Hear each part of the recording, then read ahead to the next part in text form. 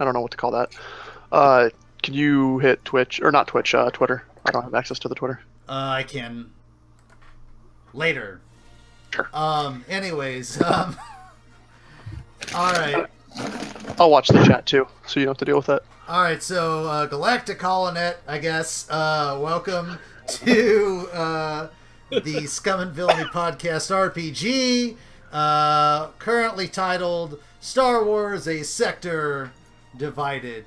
I'm your host, Richard White, better known as Kelvan Tiberius, shitty X-Wing player, but if you didn't know, I'm actually a not shitty GM, or I'm a hopefully not shitty GM when it comes to the RPG, and we had this idea of basically getting all of our Patreons and Tyler, because he's annoying, to play a RPG for Star Wars. I had a really cool idea that's kind of X-Wing themed, so we're going to kind of get into it. I kind of want to introduce everybody, though, and then we'll kind of jump into it. So we're going to introduce everybody.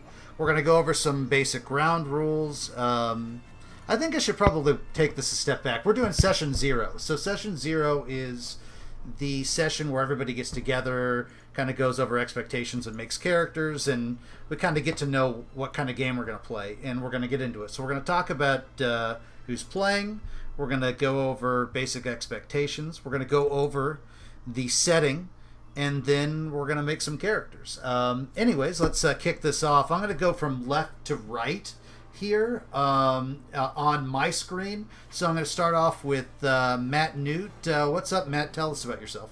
Hey, I am Nute. I'm a longtime Star Wars fan, recent X-Wing player, and Patreon of the Scum and Villainy podcast. Been doing RPGs for a little over probably 2/3 of my life, and I'm not going to tell anybody how long that is. Just for everyone's knowledge, Matt is actually running the Star Wars game that I'm playing right now every other Sunday, or every other Saturday. So you've been a GM before, right? Yes, I have. Okay, cool. So that's good stuff. All right, cool. Let's move on to Mavro. What's up, Mav? Hi, I'm Matt too, but we're going with Mavro. What's your last name, Matt? I don't have all my I don't have my podcast notes up right now, so I'm just like going off the cuff. I'll say it, then I'll give you a chance to try it out. Okay. Mavroides. Yeah, I'm not going to try that. We're going to phonetically do. I'm going to do that well next time after I look at the phonetic pronunciation a couple of times. Anyway, I'm a lifelong Star Wars fan, and I've been running this game since it came out all those years ago, and I've only gotten to play in one campaign, so I'm pretty excited. You may know me in the X-Wing region if you hate Soontir Fel. Other than that, you probably don't know me unless you're one of my buds. All right, well, that's super duper exciting. And so you're a GM for the most part as well. Yes, sir. Awesome. All right, let's move on to Mike. What's up, Mike? Oh, not so much. I guess X-Wing Star Wars fan all my life. Scum and Villainy Patreon. Yes. Patron, whatever. Started this Age of Rebellion is my only RPG I play, and the first RPG I've ever played. I started off about a year ago. Our first campaign ended a month or two ago, and so we're kind of on hold right now. So that's good to have something here to fill the gap for a while. Perfect opportunity. Have you run any games before? No, I've not. I've never run a game before. So a relatively new player. That's pretty cool. Yeah. Welcome to RPGs, man. Yeah, it's been fun. I look forward to it. It's been almost every Tuesday when work doesn't send me someplace out in the middle of nowhere. Awesome. So let's move on to our boy Kyle. What's up, Kyle? Hey, how are you? It's good to see you guys. Oh, wait, Michael, what's your last name? I need to make sure I got everybody's, at least say your full name. It's Wnek. Wnek. Whiskey, November, Echo, Kilo. Awesome. Sorry, I didn't mean to cut you off, Kyle. I'm trying to do this somewhat shittily organized. Right. I have an extra vowel or two in my name if he needs one. Okay. Yeah, I'm Polish. We don't like vowels. I mean, I got a lot of consonants, too. All right, so Kyle Meidell, what's up, man? Oh, it's having a great time. Is it Meidell or Meidell? Meidell. Meidell. Boom. Yeah. Nailed it the first time. There you go. You've even met me, and you managed to get my name. I like this. Yeah. This is the first role-playing game I've played. I'm trying to remember, at least in this century. Oh, Yeah. So I played the old West End Star Wars game a bit, and I still have all the stuff. And I have kids almost old enough to start messing around with that stuff, which I'm kind of excited about. And then I played a little bit of GURPS and a little bit of there was a really sort of marginal Star Trek role-playing game attached to the Starfleet Battles universe that I played quite a bit of. But that's all a long time ago, and this is the first modern RPG I've played. So this is kind of exciting. Yeah, awesome. So question for you. Have you ever ran a game before? I have run small, sort of very informal groups with the old West End system, which was a lot less formal in how it operated. So that was... You know, it's funny, like, it was and it wasn't. There was a ton of tables and stuff for that game. Well, you had to convert scales. Like you could shoot the Death Star with your hand blaster, and like there was a way you could convert those scales to each other. And there was some heavy duty stuff, but we chose to ignore most of it. So Kyle, like I know that you're a Patreon, but I know you're also from Evergreen Squadron. You want to pimp them at all? Like, I mean, we have the opportunity. Yeah, might as well. Yeah, I host Evergreen Squadron Radio, which is sort of the community access cable of X-Wing podcasts. We're a local podcast for the Seattle area. And then I'm Earthworm, so I run the Vassal League, which is sort of how many people might have heard of me. You may know me. Yeah, I'm X-Wing famous for not playing X-Wing, but for data entry, I like to say. All right. Another person who's only vaguely known for being famous for actually being any good at X-Wing is the Zack Mathews. What's up, Zack? Hey, Ricky. How's it going, man? Oh, we're having fun. All right. So, for those of you who don't know you, why don't you give us the spiel? What particular thing? I was just gonna hope they didn't know I'm a crate and think I can act like a reasonable person here. All right. So yeah. So like you're the guy on the inside. So go ahead and give us so you're obviously the Zack Mathews from the Crate Squadron podcast. What's your RPG experience? So I've played a lot of D20 stuff on and off, going back to high school, starting with D&D 3.0 and 3.5. I played a lot of 4th edition for a while with some coworkers, sort of dropped off the map. Then I started playing Pathfinder, which I wasn't in love with Pathfinder. Played a couple other weird systems like the Dark Heresy one.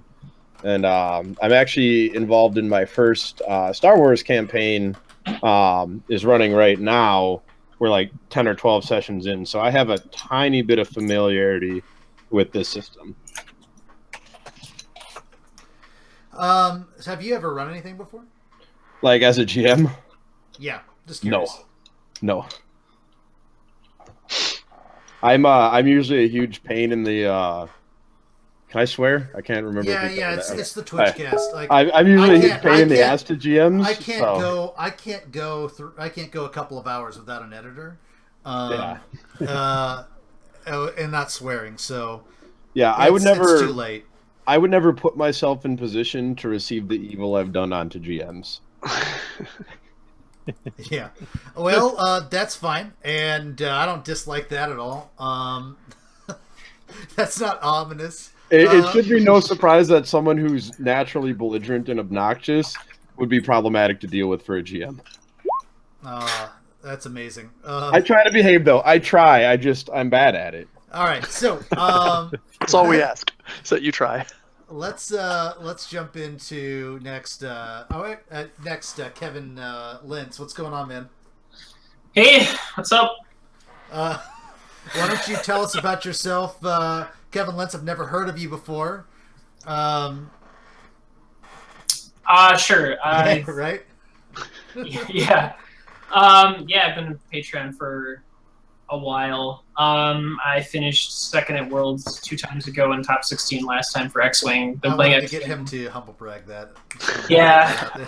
I've been playing X-Wing for like 4 years now, and then I've been doing RPGs since I was like 16. Mm-hmm. But I always have to GM most of the time. We've done a lot of stuff. We've done the old like 3.3.5 system that Wizards of the Coast did, and then their other version they did before they lost the rights, and FFG picked it up. And then a lot of it's been like So D&D. that was Saga and Yeah, the Saga edition, and then the old like 3.5 version that they did before that. Mhm. And then a lot of other stuff that we've done, mainly in like the Warcraft D&D setting. I hear that that's actually pretty fun. It is, yeah. I mean, I was a huge fan of the Warcraft setting in general, so it's really easy to spin up any kind of campaign in that flavor. And right now we're doing a campaign in Union, so we're able to combine like the Warhammer setting and the 40K setting and all these other settings all in one. You can just jump portals, and it's a lot of fun. That is fun. So you're pretty experienced as well then. Yep. Cool. And then finally, because he's like, I want to play in that. I want to play in that. Hey, if there's spots open, I want to play in that. I think it was only twice. Come on now, Ricky. Is maybe like officially. But is Tyler Tippet? What's up, Tyler? What's going on, guys? So Tyler, you're somewhat well known as being Hero of the Empire and a Scum and Villain. What's your RPG experience though? I've been playing a lot. For those of you in the X-Wing world that know my dad, the other large individual like myself that generally yells profanities at the people he's playing and runs Squad TLT a lot, he started me and some of my buddies playing 2nd edition D&D when I want to say we were like 7. Something like that. And then just kind of went from there. So we moved to 3rd edition pretty quickly.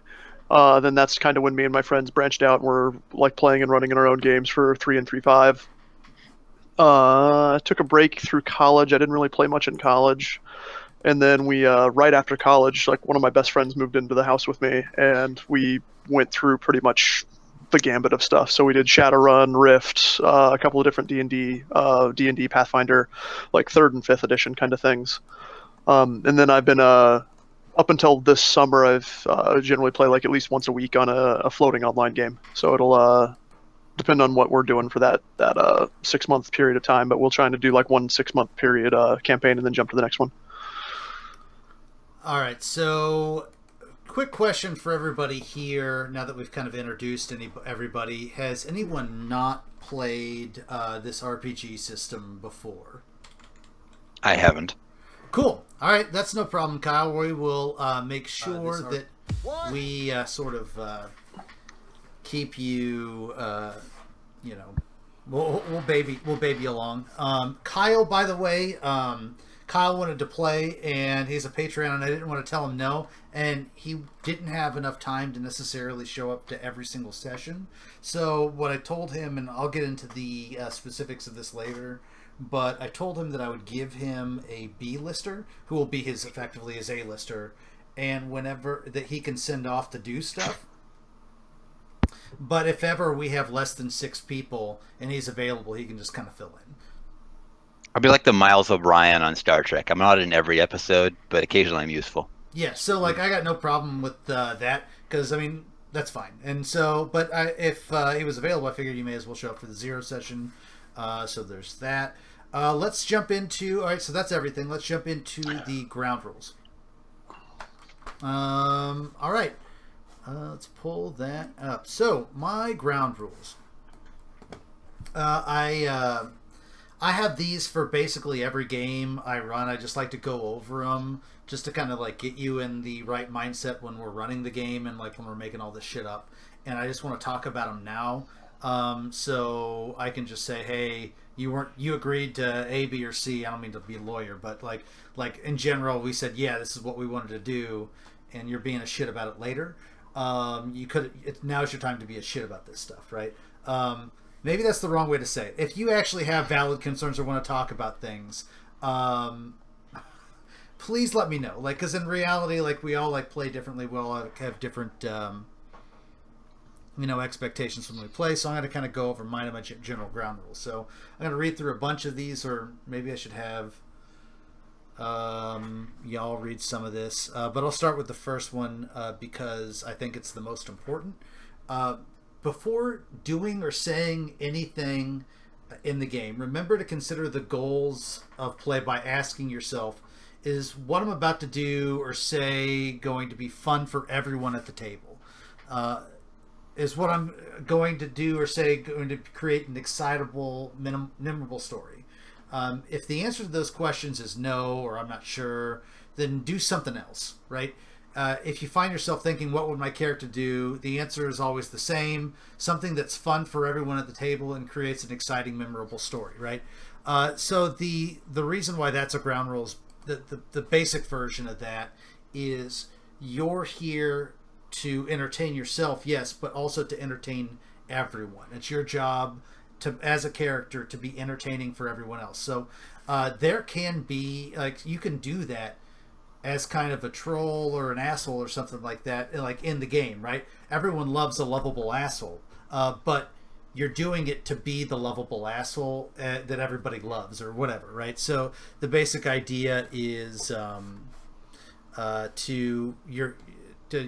be entertaining. Does anybody have any thoughts on that, or reasons why you do or do not like that, so I don't have to talk for like another 20 minutes? But has anybody got anything to that, or everybody agree to that?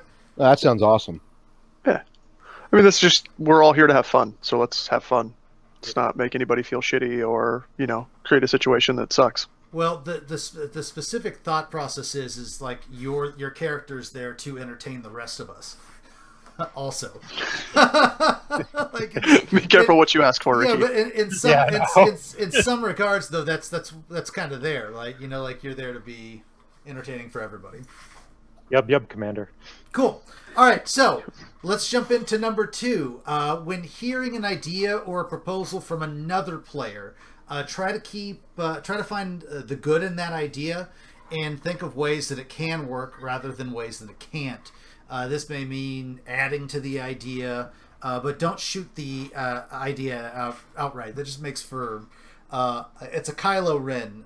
It's a negative play experience, right? like you don't have fun because you're blind. Instead, it's think of a way that that idea can be used as part of a greater whole or something along those lines. It basically stymies play, and when you work together, it sort of adds to the play and adds to the experience for everybody. Everybody kind of follow that. Anything to say? I'm just curious.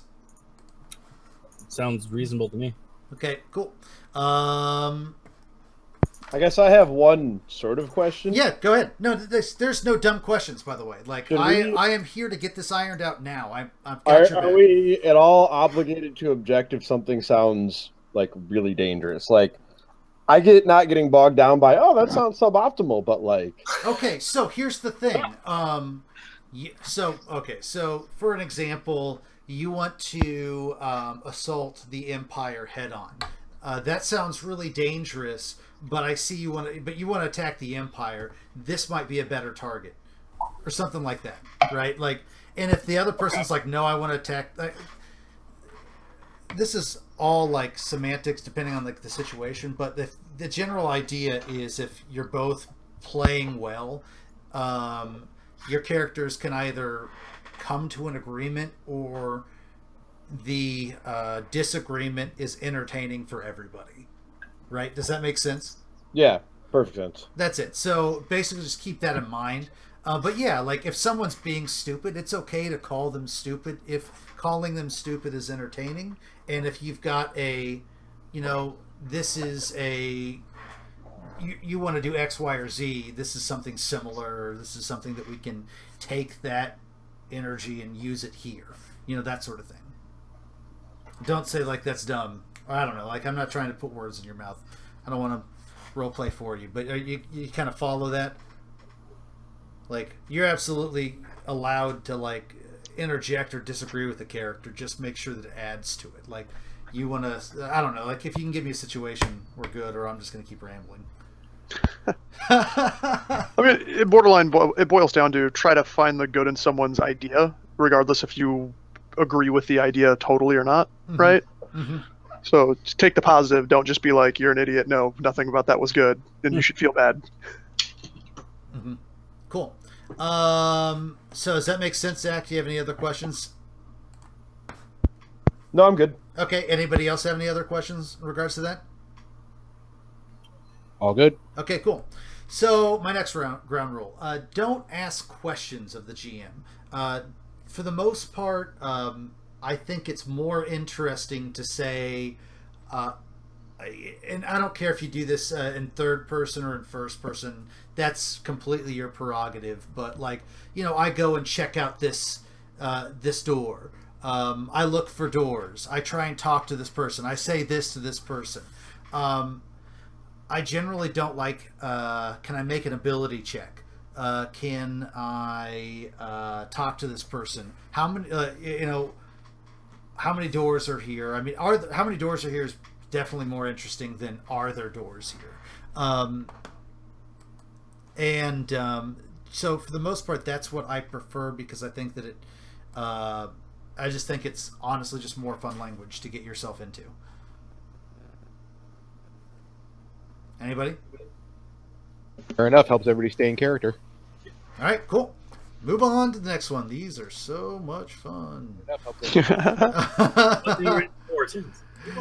All right. When it's your turn in the spotlight, act immediately, or ask for advice that you just have to take. Right. So if you're not ready on your turn to go, either in Star Wars, this is effectively very. This is easily ameliorated because you get to choose when you go, right? Like in FFG Star Wars, most of us are vets here. That's how it works, right? It's initiative is player. Yeah, we all player. So you can choose when you go. When it is your turn, just make sure that you act, right? Taking a long time to figure out what you want to do. We're all just sitting around waiting for you to figure out what you want to do. And that's generally just not fun. And so either delay and then figure out what you want to do and then just go immediately, or say, hey guys, what do you think I should do? And for the most part, do that thing. Right? Like you can ask someone for advice and you just got to take it. So if you trust somebody who they think they might have a good idea for you, do that. That generally work for you guys. Do you have any questions in regards to that? Seems good. Yep. Mm-hmm. Exciting stuff.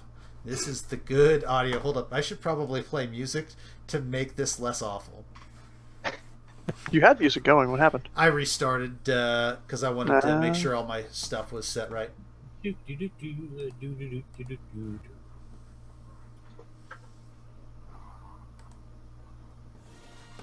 There we go.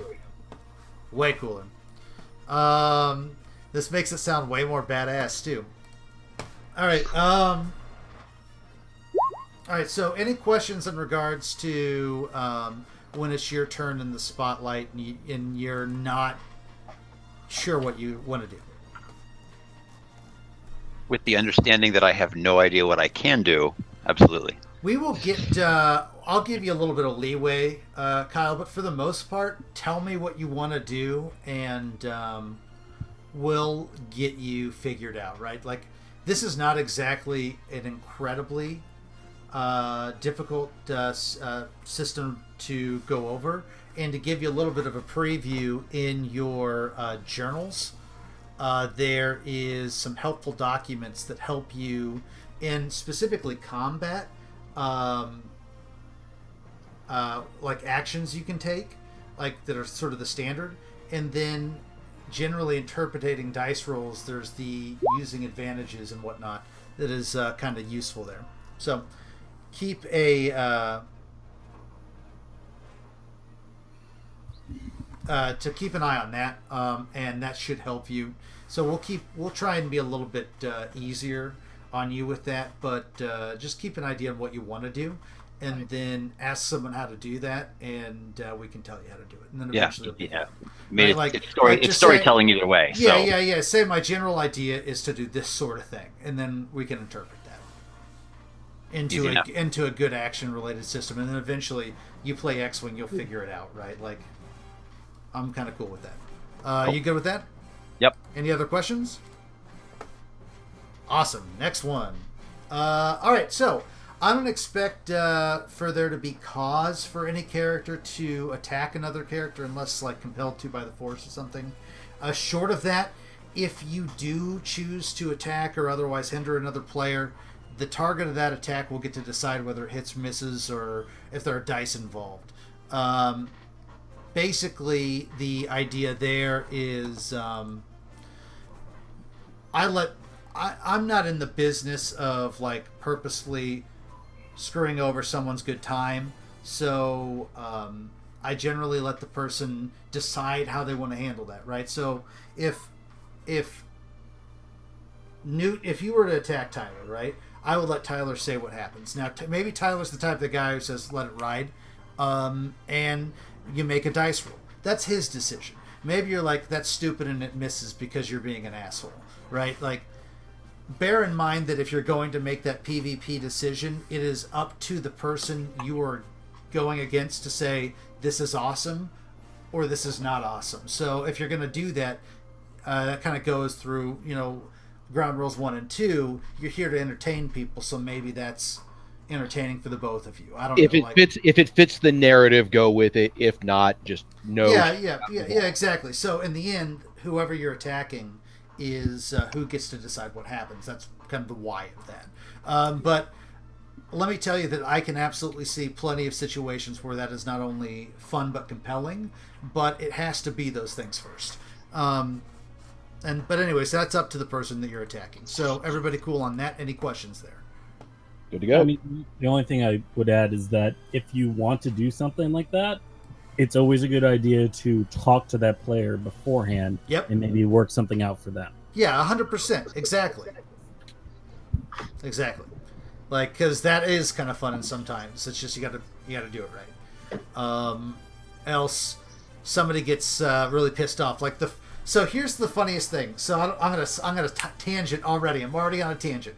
The first Star Wars game, or the first RPG I ever played was I was like 12, 13 years old.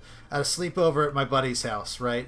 And we had the Star Wars game planned. I was a smuggler. I was a Gand. It was fucking cool. I was excited to play the smuggler because I love Han Solo and I love the Falcon. And my buddy is my Wookiee. He was a Trandoshan co-pilot, but whatever. It doesn't matter. It was fucking dope. And these guys kill us within the first half hour of the game. I couldn't even tell you what happened first other than we got our jobs and they killed us. And I'm still playing RPGs, but let me tell you that that's not how I would have let it ride as a 13-year-old at that time. And so I try to always be mindful of that. And so that's one of the reasons why I have that ground rule. I just needed to share that story. And now I have to ask, Ricky. Yeah, go ahead. Did you do something stupid? No, I don't even remember what I did. I don't even know why. Like, He pleads the fifth. No. Like, let me tell you. Like, I would tell you if I was being an asshole and I deserved it. Because most of the time, I let myself die in that situation. Or at least, I always let myself die in that situation. Or at least I let it ride. But in that time, I was just some kid who wanted to smuggle a Jedi for the Jedi, and they killed me. I don't remember what the deal was. It was weird. Ugh, bad GMs. Anyways. So, anybody have any questions in regards to that, or we want to move on? Or that story. I'm there for that too. That'll be the post show. Okay. All right. So, in general, control your background noise. This is just a general like Roll20 thing. If you've got a cat or something like that, mute your mic. When that happens, and then unmute when we ask for you. Just keep an eye on that. 8, in general, there's not going to be a grid on the map. My maps are, for the most part, just sort of like, this is what's going on in situations that I think are too complicated to keep in your mind's eye. I cannot promise you how many maps I'm going to do, only when there's something sufficiently badass that I want to map out. So a lot of this is just going to be, here's a Star Wars picture, and we're talking about what's going on. So there's not corners or diagonals or cover unless there's cover, right? And you say, hey, I got cover from this or something like that. And I'll throw a boost dice or something. So generally the maps there are not they're not to scale, or they're like the map in Whose Line Is It Anyway? It doesn't matter. It's just there to give you an idea. Everybody cool with that? Yep. All right. So We're not playing Advanced Squad Leader. yeah. Okay. The What? last. I was told the bill of goods. The last I one. thought this was the full campaign. Which is also very important. We'll kind of get into the who, what, when, where, why on this. But oh yeah, I'm going to do history. I'm going to make this up as I go. Your characters all know each other, have history together that we will flesh out. And they trust each other at least enough to go on dangerous adventures together. Y'all don't have to be best friends, but you have to have each other's back and establish your character ties accordingly. Basically, you guys will not be meeting each other for the first time. You will know each other and have history with each other. That way, we're already mid-adventure, right? So that way we don't have to go through meeting each other or doing any awkward stuff. We can just get right on into the meat and potatoes of kicking ass and doing Star Wars. Anybody have any questions in regards to that? Cool. Cool. All right. So let's kind of jump into let's see here. So the next is let's jump into the campaign itself, right? So the game is going to be Star Wars, Age of Rebellion, right? The concept, bear in mind, guys, like, ask questions whenever you want on this, because this is all kind of from this point forward, we're kind of making this up as we go. Anyway, so the idea is, who's familiar with Ray Squadron? Yo, All right, yeah. All right, so break down Ray Squadron. Wraith Squadron is like Rogue Squadron, only a lot more goofy, badass, and they blow a lot more stuff up on the ground. They're a commando squadron first, a joking squadron second, and a flying squadron third. All right, so Wow, that was really succinct. yeah, absolutely. The Yub, Commander. yeah, so someone Yeah. give me the history behind them though. Like basically, like they're basically fuck ups, right? Like and washouts. Basically, it's a lot like the Dirty Dozen or the real world beginning of Special Forces. You took a lot of screw ups with potential and threw them together in the hopes that their flaws and abilities would mesh into a coherent unit.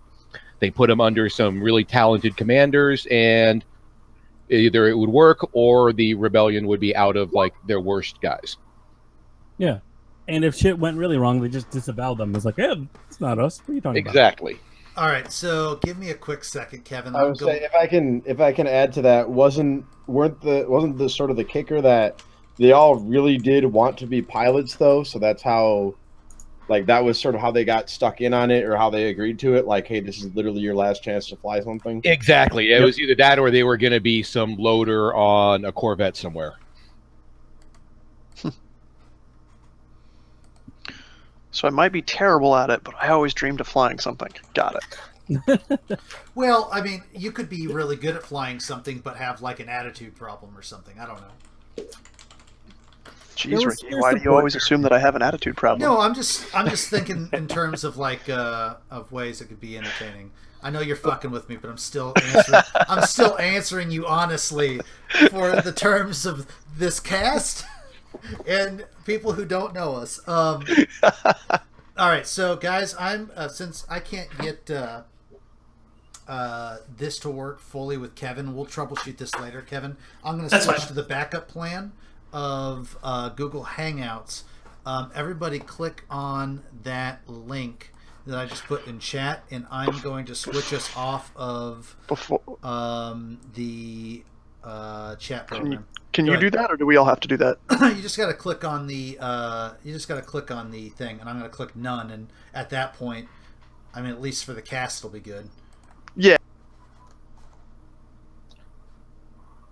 and I erased him right at that moment. Okay. Okay, I think I'm here. most of us are in here. Uh-huh. Can everybody hear me? Oh, there's just a giant picture of Matt. Yeah. Yeah, it's not as good as having it in there because you can see who's talking and stuff. But this is fine. You can hear it on the Twitch. Someone give me a sound check. Words. Subject. Okay, cool. So Everybody going well? it's working on Twitch. It's fine. It's just you can't tell who's talking. We can move on. It's fine. Anyways, cool. Rick, you want to toss your icons in roll 20 down to like names only, so they're just smaller on the screen. Yep. Names only. Give it 12 seconds so I can see it. Yep. Cool. All right, so let's jump in. So Okay, so we can if you wanted to. You could be Race Squadron. My thought process was, okay, so for starters, that's the concept. That's the base concept that I was going for a kind of base concept. Does anybody have anything that they want to add to that, want to change about that, or want to talk about? You just mean like Race Squadron, not actually Race Squadron, right? Well, yeah, okay, it's your call. I mean, if you guys want to be Race Squadron, I'd let you do it, but I was just thinking something along that lines. I'd like to go more original than that. Mm-hmm. Yeah. Yeah, me too. Okay, cool. So I guess define more original. You mean like you want to Like- go like our own squadron name, or Yeah, you want exactly. something- Our own, Pretty much. Yeah, our sure. own squadron. Okay. name. Was that your intent, Ricky, to have something like Race Squadron that was That was okay. a ragtag band? After that, I don't really give a shit how you do it. I don't care what you call it. Like after that concept, I'm good. All right, cool. Let's talk about a general scale. To give my general intent away, I don't think it's really hard because we've got the map up. But my thought process was that I would give you a sector to kind of screw around with. After Race Squadron's first mission was effectively a guerrilla war against an Imperial force. What was it? Warlord Zen? How do you pronounce this? Jin. Yeah, Zen. GSINJ. Yeah. A really shitty 90s name. And so my general idea was that I would give you guys a bunch of systems, and you can that are for the most part neutral to unfavorable to you, and have you do shit in there to fight the Imperial power in the sector. And you can kind of go from location to location doing stuff, and I'll just sort of answer that. That's kind of the game style that I am looking for. Is everybody cool with that? Anything want to add to that? Anything along those lines? Sounds good. Anybody? Questions? Anything along those lines? I mean, we're gonna populate it more as the night goes on. So Yeah. I mean, fill this stuff out, or fill this stuff in as you come to it. Is it relevant what exact time we're in? Like, Yeah. we can have talked that about Age of conversation. Rebellion. Yeah, but like we didn't say like we're between episode 5 and 6, 4 and what? Yeah. Is there any specific time frame that you want to do this in? The only thing, my preference would be something involving X-wings and Y-wings, but unless everybody's opposed to that and want to do some new Jedi Order version of this, but something with X-wing and Y-wings is my preference. I don't actually care what time you want to do this in. Like, Okay, I didn't know if that did affect you. Okay. I think based upon what we already have for resources, I think in between the 4, 5, 6 range probably works best. Yeah. Because I don't know how long these two assholes. So Age of Rebellion then. Yeah. Yes. Okay. Anybody don't not want to do it in Age of Rebellion? Because I'm good with that. Okay. I was just wondering for how that affects your story and stuff, so that's fine. I actually don't have the exact context for when Age of Rebellion is. That's Original trilogy. Original trilogy, and I guess technically Rogue One. Okay, so BBY? Like 0 almost. 0, yeah. Like 0 to 4, I think, or 0 to 4 ABY, I think. To be fair, your call. What do you guys want it to be? I kind of like establishing. Matter to me. Yeah, I kind of like establishing the rebellion as a thing. So maybe after the destruction of the first Death Star, but before everything's like Luke Skywalker saves the day. Okay, so that would post Yavin. Yeah. Yeah, that would make a little more sense too, because then this sort of fledgling rebellion maybe wouldn't even take the chances with like fuck ups and washouts. So now that they're a more established military force, like around after Hoth, I think was that one that sort of started to happen. Yeah, it would be pre-Hoth. They kind of got their asses kicked I think at Hoth. Hoth is a good idea for this type of Okay. squadron because it shows like a desperation within the rebellion. And if they just lost their major base, they'd be more likely to pull some crazy stuff like this. Just after Hoth. Any guys got a problem with that? I mean, you also have to think too. Rogue One was before 4, right? Like, and that has a bunch of fuck ups and assassins and crazy ass people going and doing things. So you really can put it anywhere you want. So basically, this could be like what the rest of the rebellion's doing during Empire Strikes Back. Yeah. So, Like, or this could be post Hoth after you guys. The idea was since it's right after Hoth, it's like they suffered a massive loss and they're just looking for anybody, and that just happens to be you guys. We're all the guys who were on that Mon Cal cruiser that blew up on at Endor. We're those guys. All right, cool. All right, so as just for my, I've got some questions for you guys that y'all can feel free to answer. Is there anything that you absolutely do want to see in this style game? It can be anything. It could be a style play, or like we'll get into style of plays that you guys prefer, but in fact we might do that. I don't know if that's better to do first or not. I'm taking notes. So I just want to know what you guys like to see. So okay, so is there anything that you specifically do want to see? Like Well, maybe something that is more like not every single mission is against the Empire, but like a lot of fringe element and a lot of kind of third-party bounty hunter sort of dealings that are still part of the campaign against the Empire, but we're not like blowing up an Imperial Research Center every time. Sure.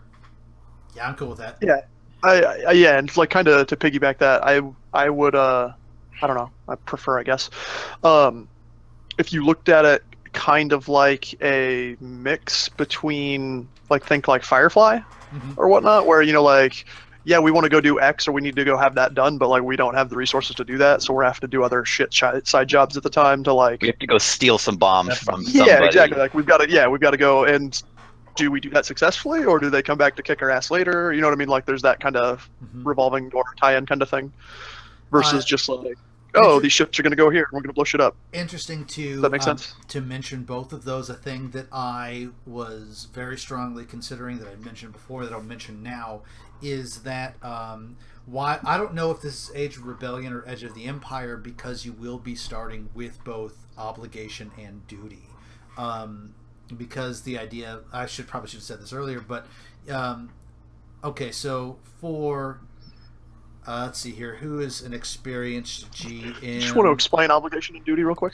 Yeah, exactly. I was going to get someone who's an experienced GM to say that. Let's see here, Kevin, you probably got that down. Why don't you break down obligation and duty? Sure. In a nutshell, at the beginning, I don't know if you want to do this every session or mission or how you want to do it, but typically you'll add up everybody's together and you'll roll a d10. And if it hits at a certain range, it'll trigger that person's obligation or duty. So something in that mission or in that session will effectively pull at some of the obligations or duties that character has that drives them or affects them. So like, let's say or friends that you have like a huge debt to, and your obligation gets rolled, and suddenly they make like an emergency call to you, and as a character you feel obligated to respond to what they need even though you're trying to do something else. So it kind of adds an extra level of complexity to the mission or complications to the mission. And it increases the ability to kind of inject some chaos into the role-playing session. I think that's probably the best way to define what that is. Mm-hmm. And duty is let's see here. I don't know who else is. I'll hand this off to. Who's played Age of Rebellion? I have, but I'm not sure I can explain duty. Yeah, I'm definitely in that boat. Nute, you got that? Duty basically is what your focus is with the rebellion specifically. I'm not actually sure mechanically how it works. It but gives you okay, so your duty increases, and it's it's basically your renown with the rebellion, and, right? And the more, okay, so it serves two functions. One, a total group. We're gonna say duty a lot. That's gonna be great. The total group duty is like if it gets over 100, you can turn that in for prizes. Like legitimately you can, like equipment or It's like Warfare Chuck E. Cheese. Yeah, exactly. It's like Warfare Chuck E. Cheese, right? So the more badass, the more badass rebellion stuff you do, the more renown you get, the more you turn it in. The thing is that when you turn it in, you lower it, and while it's raising, if I roll your duty just like I would roll your obligation, it gives you a destiny point, and it gives you some special bonuses. Basically, I have to make your theme show up during that session, right? Which I love because I don't like to make up stuff ahead of time. And so if I'm told this obligation's happening and this duty's happening, I go, okay, and then I do that thing. But if I have to make it up ahead of time, I have no idea what's going to happen. So it's super helpful there. But like say, I don't know the duties off the top of my head. I'd have to pull up a book, but like there's like space superiority or tech procurement. Or... Yeah, space superiority. So if you like go and kick somebody's ass in space, like I'm gonna have to make that situation be useful or something along those lines. Or like demoralize the empire. Yeah, that type of thing. Yeah, shit like that, and I make that important. But anyways, to roll it all the way back to that third party aspect, you have those obligations and you have that edge element to your character it's baked into everybody's character in some regard. So we'll definitely be doing that, but I did write that down. I like the Firefly idea of like having to do jobs and shit to like get up enough stuff to even make you be able to make an assault like 3 steps later or something. Or like we're such a ragtag squadron, we don't have a lot of official funding yet. Yeah, exactly. You won't. You definitely won't. Yeah, we have official funding of 0. Got it. Are you planning on having us do like on a freighter style, or are you planning us each kind of having a pilot, co-pilot, actual squadron? Sure, you guys are a squadron. You are a squadron you are a flight squadron. Actually, hold up. That's your call. Okay. Okay, that's your call. Do you want to be a squadron or do you want to be a squad? I don't want to resolve all of our battles just playing X-Wing. You won't be. You're going to be like by default. You will be. You have to sufficiently be. You have to sufficiently be good in as a commando and as a starfighter pilot. I would say squadron just because I like that idea has too. a lot more mobility. Okay. As far as and then that's we can also fine. do. I think you can have some cool dynamics too, because you could have certain guys that are like together, and then you can have some that are individual pilots, and then you can do your call signs. And I think we'll probably have a lot of fun with that. Yep. Yeah, I also like the idea of potentially, adding some personal flavor to it by, flying specific ships. Yep. Yeah. You Okay. will. How about this? I don't mean to speak out of turn, but my plan was for you all to basically have the ability to start with what. If you want to start with a good ship, you can, but it basically requires all of your pre-XP stuff. Or you can start with a shitty ship, and so you'll have the ability to kind of like gauge where you start at. Anyways, cool. All right. So. But real question: Yeah, can go I ahead. start as someone's turret gunner in a Y-wing so that I don't have to trip at all? I mean, theoretically, Yeah. you're here's Oh, the we thing. You can all be my thought gunner, that. Tyler. I'm totally Okay, going. one, yes, you can. Second Okay. of all, you can either be someone's gunner in the party, or your B-lister. I'm riding shotgun to my B-lister. Yeah. You can absolutely ride shotgun to your B-lister. Oh my I'm God, good you're with the that. Jack Burton. Yeah, like I'm absolutely cool with that. That I'm not going to tell you no to that. That sounds fucking awesome. Why would I say no to that, right? You're going to find that 9 times out of 10, me as a GM, I just go, is that cool? All right, then I'm going to figure out a way for you to do it. You might have to make 8,000 rolls, but whatever. If you roll it, it happens. If it's dope. If it's not, I'm going to be like, move along. Cool. But that's a dope idea. Cool. So, where was I? I'm going to be all over the place here. Okay. Anything else that anybody wants to see? Absolutely wants to see. Quick question. So we'll I guess flesh out idea from as we go far. So squadron seemed yes all around. Everyone seemed like that. Yeah. We're Okay. looking at right now a fringe, a fuck up rebellion squadron. a fuck up rebellion squadron that Have one of those over here. doesn't have like serious funding and has to take missions and whatnot to We kind of have to self-fund ourselves. yeah, exactly. Um, This is your last shot. You have to go here. That's it. One thing I'll get into the sector a little bit more. I do have a this kinda- question. Go about ahead. it. Hit up. What's up? So like I said, I've only been in one other campaign. I'm not familiar with this concept of the B-lister that you keep bringing up. Okay, so this is a thing that I make up.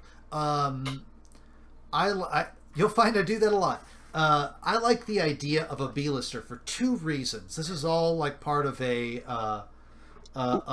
plan to keep you alive, or at least keep you in the game, right? So if you are so the B-lister is so spaceship combat in Star Wars is super duper lethal, right? It's mega rocket tag. Apparently it's like not it's a problem. So I'm kind of going through a couple of routes to make it a little bit more skill based, in that you have to sort of gain the advantage on your ship, and then kind of like keep out of arc on stuff to give us a sort of feel for dogfighting.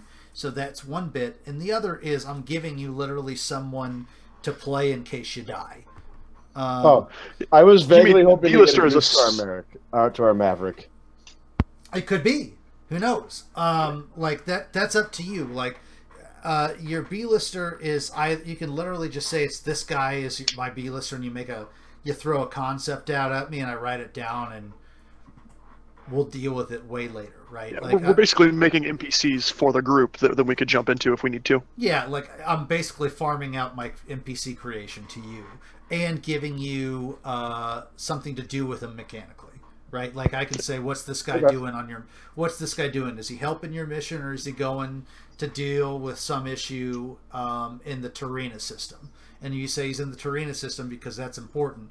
Then I'll make a dice roll and say he was successful or he wasn't, right? If he's with you, maybe he boosts some dice for you along the way. Whatever. But if you die in a spaceship, you can play that guy immediately because you already got a concept and an idea of how he fits in with everybody, right? And he's already got a rep, and you already understand that character because you've been playing him. So since spaceships are lethal, I gave you a backup character. So along the same line with us, like fleshing out NPCs, so we're going a squadron route, that zero funding kind of a thing. Is this I'm trying to think like how to best describe it, but like, do we have support staff, or are we all inclusive? Yeah, absolutely. You have whatever support staff we end up making for you. Well, I guess my idea on that, or my question on that is like, do we need stuff in the realm of like one person's a mechanic, one person's a this, one person's a that, so that like we're self-sufficient, or is it like we each just do something and then we have like a bunch of no-name NPC people to like fill it out as necessary? That is up to you all. I would mention that you did say that you wanted it to be poor funding, so it would have to contain some sort of element of that, but it would not be unsurprising for not only maybe some of you to be support staff, although you should be able to fly a ship. So that's up to you. Or at least have B-listers be a part of that.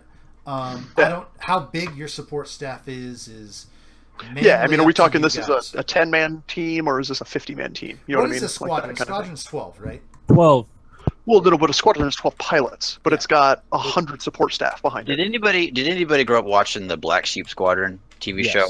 Mm-hmm. I mean, it was a ragtag bunch of Marine pilots and Corsairs in World War II. Yeah, but and how many of those? One of their characters was a coarse, big drunk mechanic guy, and most of the pilots did their thing. And there was a couple like side characters who were mechanics, but they were kind of like on their own and did a lot of the work on their own planes. But they had some guys who are sort of B-list characters as mechanics who also flew along on some missions occasionally.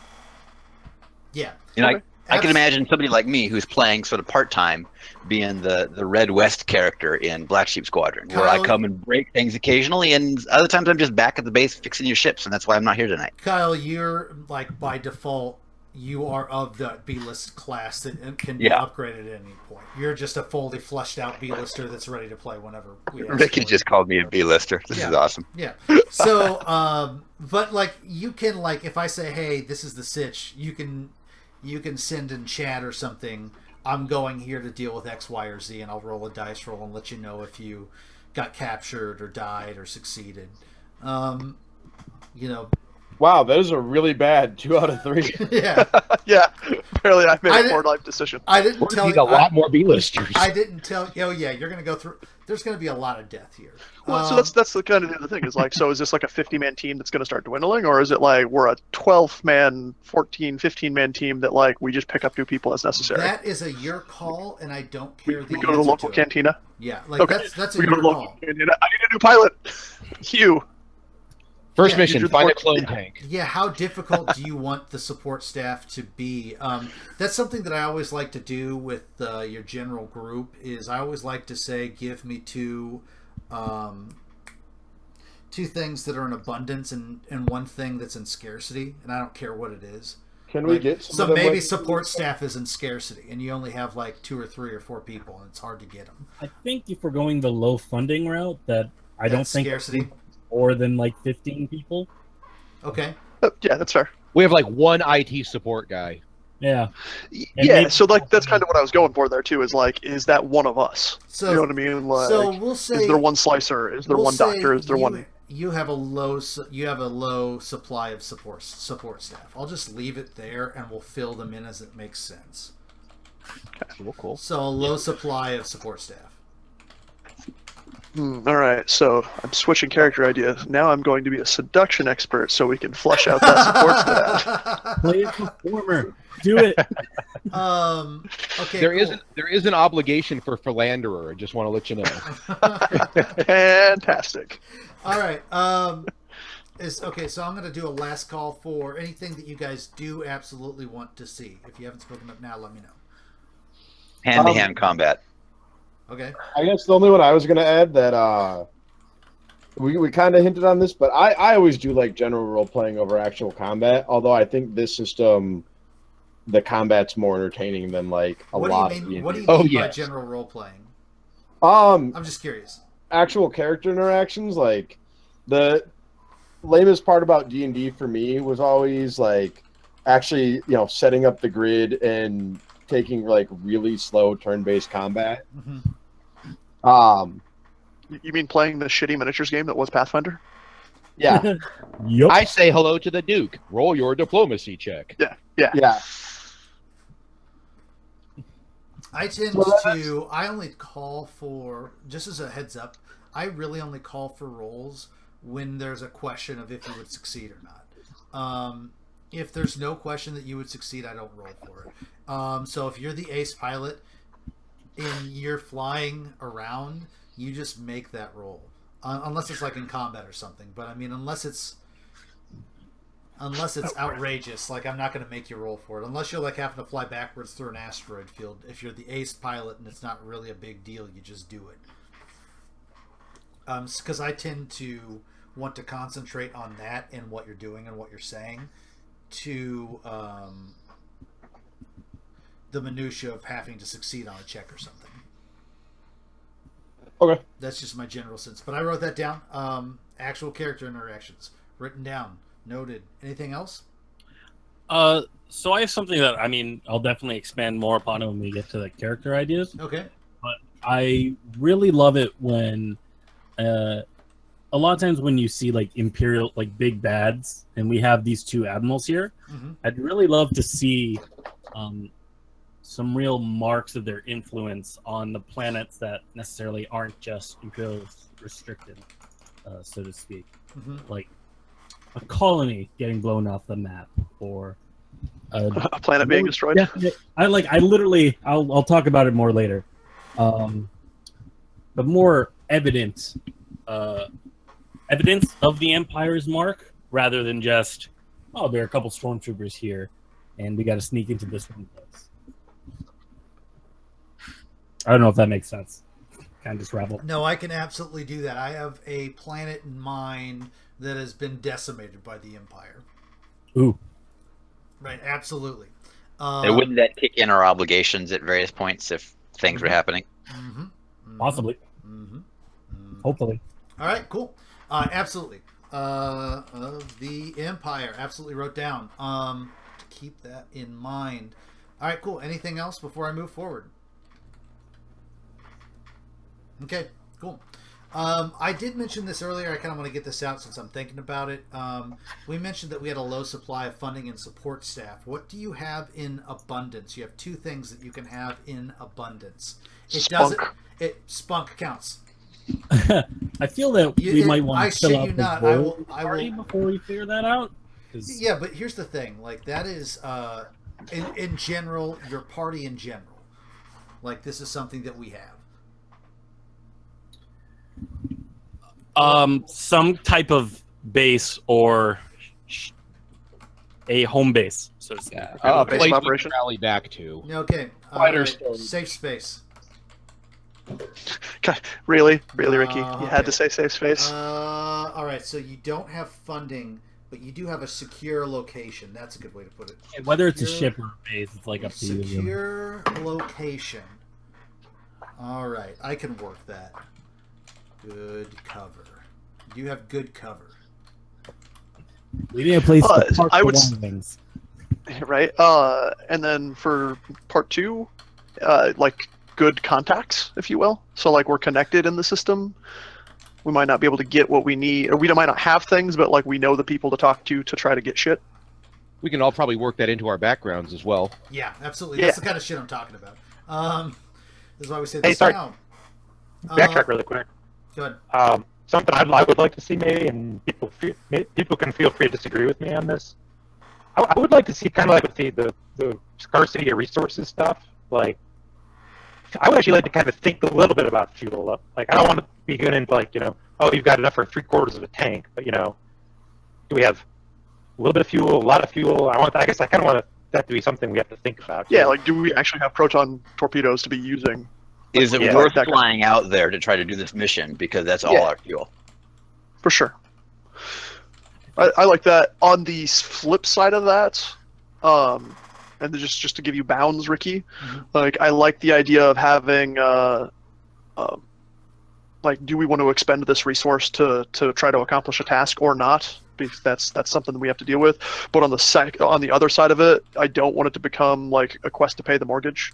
Do you know what I mean? Like, does that make sense? I'll tell you how I tend to run these. I tend to run these as if something of note happens in my head that causes you guys to be low on fuel, or low on torpedoes, or low on food, I just mark low on food and make that be a pain in the ass whenever it makes sense to be a pain in the ass, until you do a thing that gives you food, and then I don't pay attention to it anymore. I don't count how many rations you have.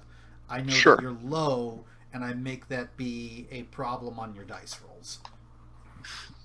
Or something comes up that we have to deal with because we don't or have something food like that. Or like, I want to warp out here. Well, you can only really send 3 spaceships because you only have fuel for 3. Because you're low on fuel.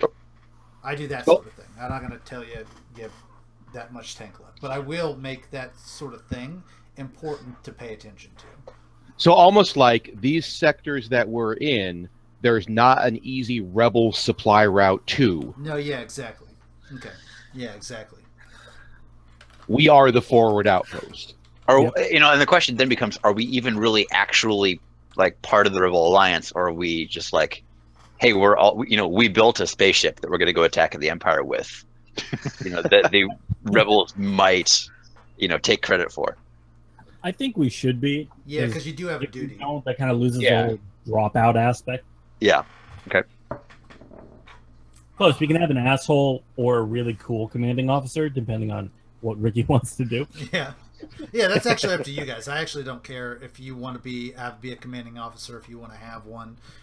Like, I'm good either way. Like, that could be either a B-list or just a person that we make up, because I'm going to let you guys make up NPCs if you want to. Horton Psalm! I'm fine with that. I'm already. He's a real stick up his ass. I don't think he'd want to do with this. Which is hilarious. Okay, so all right, so we talked about the stuff that we want to add. Is there anything before I get into the setting? Is there anything specifically that you don't want to see? I don't want to see one type of location. It'd be nice to get some variety in the type of planets. Because often, like, Star Wars is always super industrial. So, we could use an Endor or a Tatooine Lucky or a for Scarif. you, I have every single one of these planets is... I'll get into the setting in a half second, but luckily for you, I have 1 million different planets that are all statted out because some nice writer in 1993. Nice. All right. Okay, so variety in planets. Got that.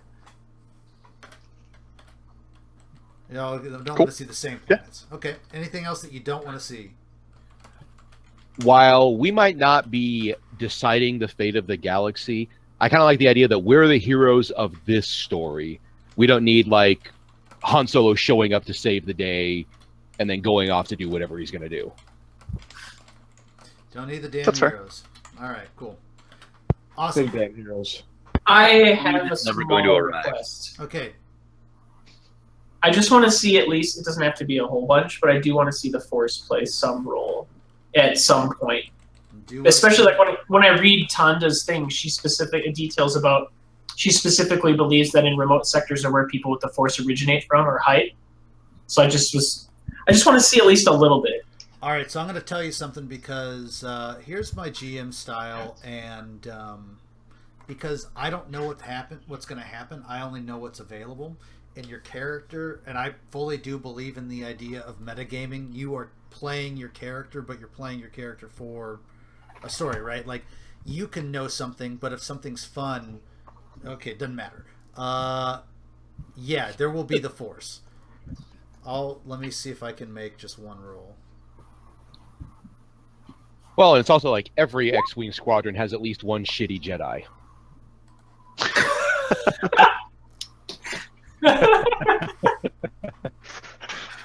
It's required? Is that what it is? Did they have a quota? You don't have to have a Jedi, but there will be the Force involved. Someone has to bite the bullet and be our core and horn. You don't have to. You watch your mouth. Watch your mouth. So what I'm going to say is popcorn. Oh my god. Yes. The fighting words come out. Kevin, we know who we're throwing out Warlock first. So yeah, Kevin, I'll make sure that there's a little bit of the Force in this story. And that's what I just flipped to in E-Wing. Oh, that's right. That's right. I think someone should play a performer who plays an illusionist pretending to be a Jedi, and then that. No, God. I've done that before, and everything was all fine and dandy until I actually got a lightsaber. Oh no! All right, cool. So moving on. Let's move on to the Elrond sector. Boom. Oh, hey. Oh my. Ooh. You So made nice things they appear. put it up twice. Yep. Just showing off the stuff I can do. All right, so why is music not playing? Is it on loop? It probably ran out.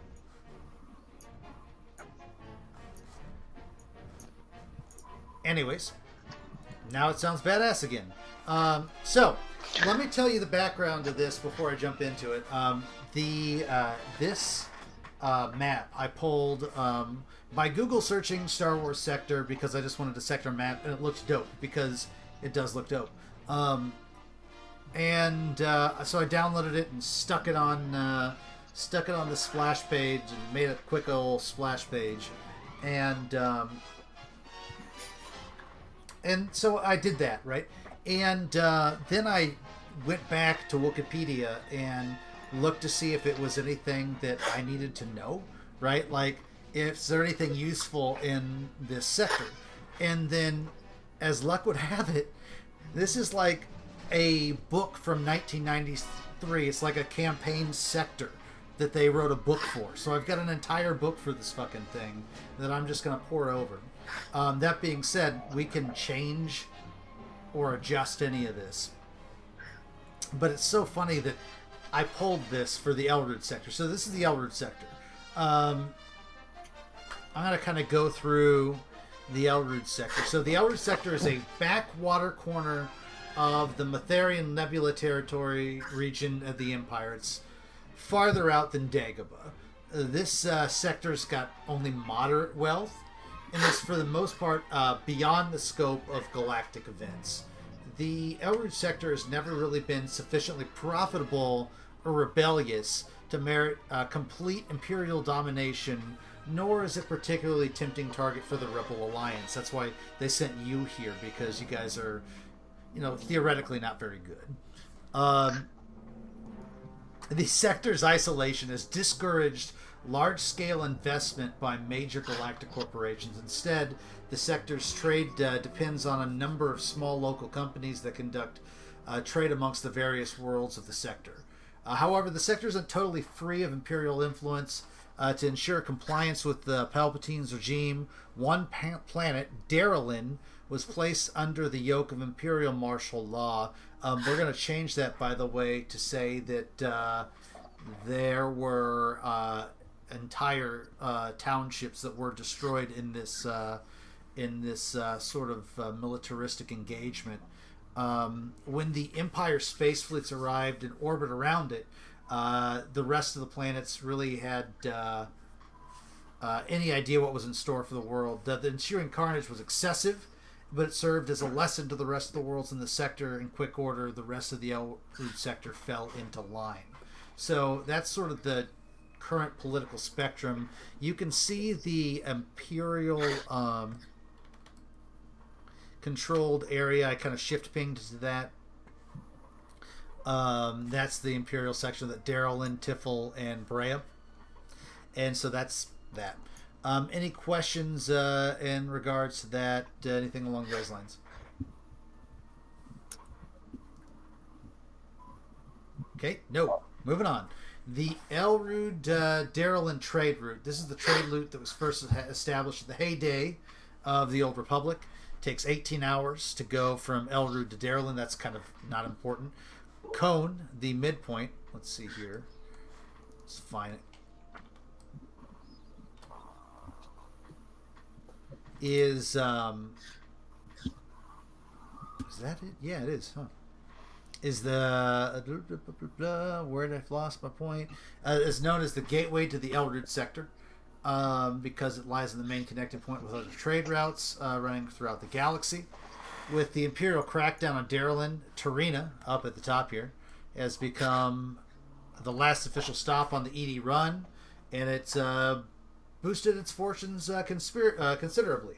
While the Empire controls this sector, it has thus far bothered to extend full control over only one planet, Darylin. The Empire has established a region of space encompassing the Darylin and Berea systems known as Imperial Restricted Space. Custom ships constantly patrol and it's known as the Extreme amongst the traders because it's very, very difficult to do. For ships flying through the Extreme, this will be fun. We roll 2D to see if they're interdicted. I've actually got a table for this. So on your tables, you can make a roll on the Extreme. Feel free to roll to see if you can make through it interdicted or not. Just with a random chance. So Mav was interdicted. Damn it. Yep.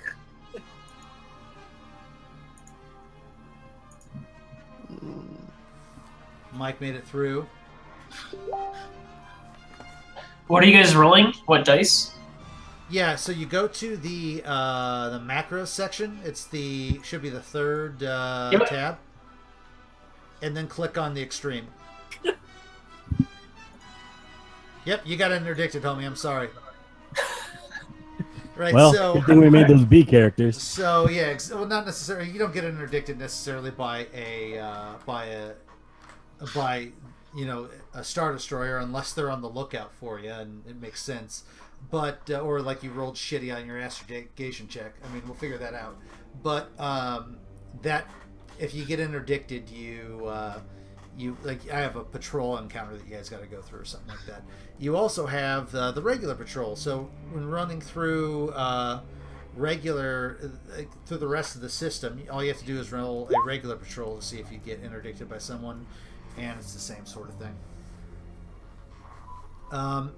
So that's generally the general theme of the Elrude sector. Each of those systems has specific things about them. But for the most part, this sector's got pirates, it's got oh shit, I should go through this a little bit more. Anyways, the Empire's got 2 Star Destroyers, the Thunderflame and the Stalker, and they've got a bayonet-class light cruiser called the Rintone's Flame that patrol the whole of the Elrod sector. They maintain a handful of smaller patrolless ships, custom vessels, and skipper blast boats. They have several TIE wings, and they have a small armored presence on most worlds in the Elrod sector, and then a full military base on Darylin. They've also got an obscure observation post on the Tinful system, which I think is this one right here.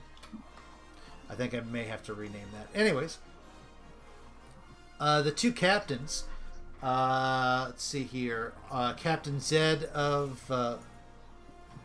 the 2 captains are Captain Zed and Captain Prill. Captain Zed of the Stalker is a hard-nosed Navy traditionalist, and Captain Prill of the Thunderflare is a younger generation and is determined to make a name for herself. They basically hate each other.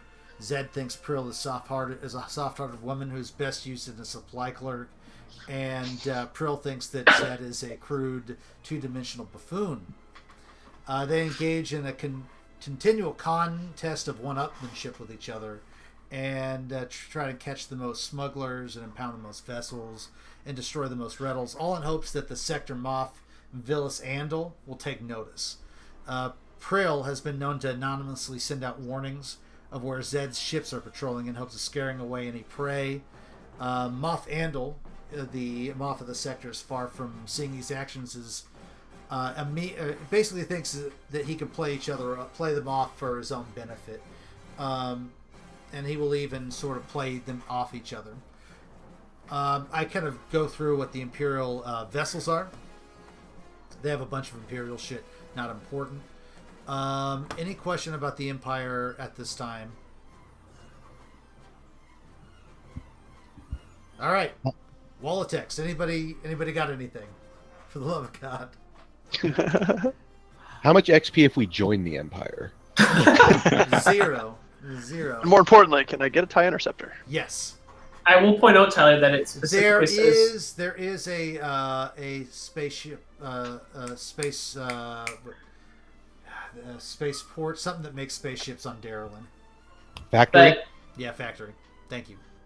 When Captain I Pr- steal a TIE Captain- Defender, can we stat it more accurately in the book? What were you saying, Kevin? I was just telling Tyler that it says that Captain Prin is a blonde, late 20s, early 30-year-old woman, so I figured in your seductive ways All you right, could there we go. try to hit that. It's like the first sentence, like she's a beautiful late 20s. It's like, oh, that's right into your seductive concept. All right, to kind of cover the. Tyler's not married to a random joke. Let me ask a question though: is to what degree, like, the Empire is just sort of a sideshow in this sector, and it's not like everything is regulated and we're always operating under a false flag. It's just like occasionally we'll run into one of the Imperial ships if they're not distracted with the other Imperial ship. The Imperial restricted space is the space that is definitely Imperial controlled. Everything else is various degrees of Imperial control. There are several planets that are even, more. There are planets that are absolutely vassals of. Oh boy, I'll get there. And my brain's gone. That are definitely more or less Imperial, right? Some more lawful, less lawful. Like Elrude is very lawful, whereas I believe Bodrin is less lawful. It's like this. One of these spots is good for any number of things. Anyways, so kind of like Vichy France during the World War II occupation. Right. So you guys kind of have spots where you have more influence and less. And some of that could be made up by yourselves. Anyways, let's get into any other questions about the Empire, like while we're here. Guys, feel free to ask questions whenever you have them, so it'll stop me from block of texting. Okay. Do you feel that the Empire in this section would employ mercenaries as well as their own troops? I would say that's absolutely, in my mind, that's absolutely a possibility. If you think that that's something that sounds cool, we can absolutely do that.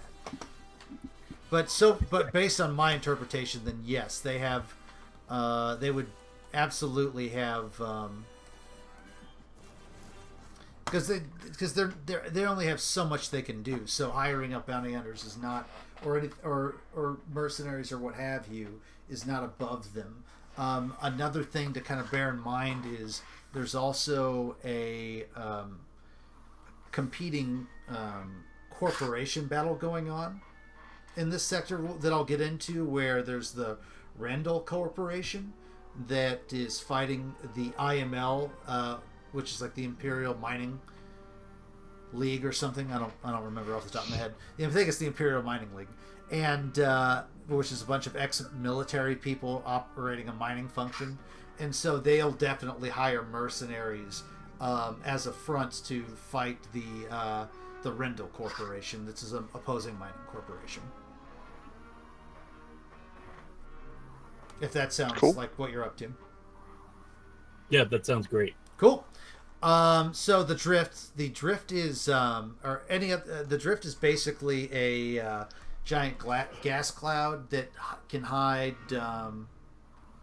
phantom planets. There's a legendary curse system that has been said to have absolutely massive bounties, and pirates galore hid their treasure there and whatnot, but no one's found it due to the fact that there isn't necessarily a route to get in. So, and the drift can be explored and whatnot if you want to go to it. Similar to the gas clouds, although those have been mined and whatnot. Let's see here. What did I say about the gas clouds? We could hide in them, basically. Yeah, and basically there's been legends about piracy and space dragons and whatnot. There be dragons in the gas clouds. Space dragons. Yeah. To kind of go over, I don't have this. I don't want to go super into each planet, although I could, because I actually have a splat book that I'm looking at that I wasn't expecting. Let's see here. I've read all of these. The Almoran sector right here. This planet right there. You can close the little thing if you have it open. The Almoran sector is important for two things. The most important is, you guys said you wanted a secure home base, right? Yeah. All right. Yep. So there is a space station nominally known as the Almar Topside, which is a space station that receives fairly limited traffic. Basically, it was thought that this sector was going to blow up, so they created a station to offside this jungle planet that they thought would take off for tourists and whatnot. But it turned out to not be very successful. Unbeknownst to the rest of the sector, this station's operation was taken over by the Rebel Alliance, and I can say it is up to you whether you guys rent it or you operate it. This space station, but it can be effectively your home base. You operate what is a tourist space station, away between space station between this tourist planet and the rest of the sector. Do you guys want to rent it, or do you want to fully operate it? I think we rent it on terms that involve some sort of hijinks and some vague humiliation. Oh, jeez. So another rebel cell operates it. Yeah, so like they it operate just it, settles we us just fly having out? to deal with it, and we owe them something sort of vague, but we don't have to actually operate it. I mean, we could always roll up one of our B players and put him in charge of the station. Sure, absolutely. That's absolutely a thing you can do. So sort of like Rick's bar from Casablanca. Yes.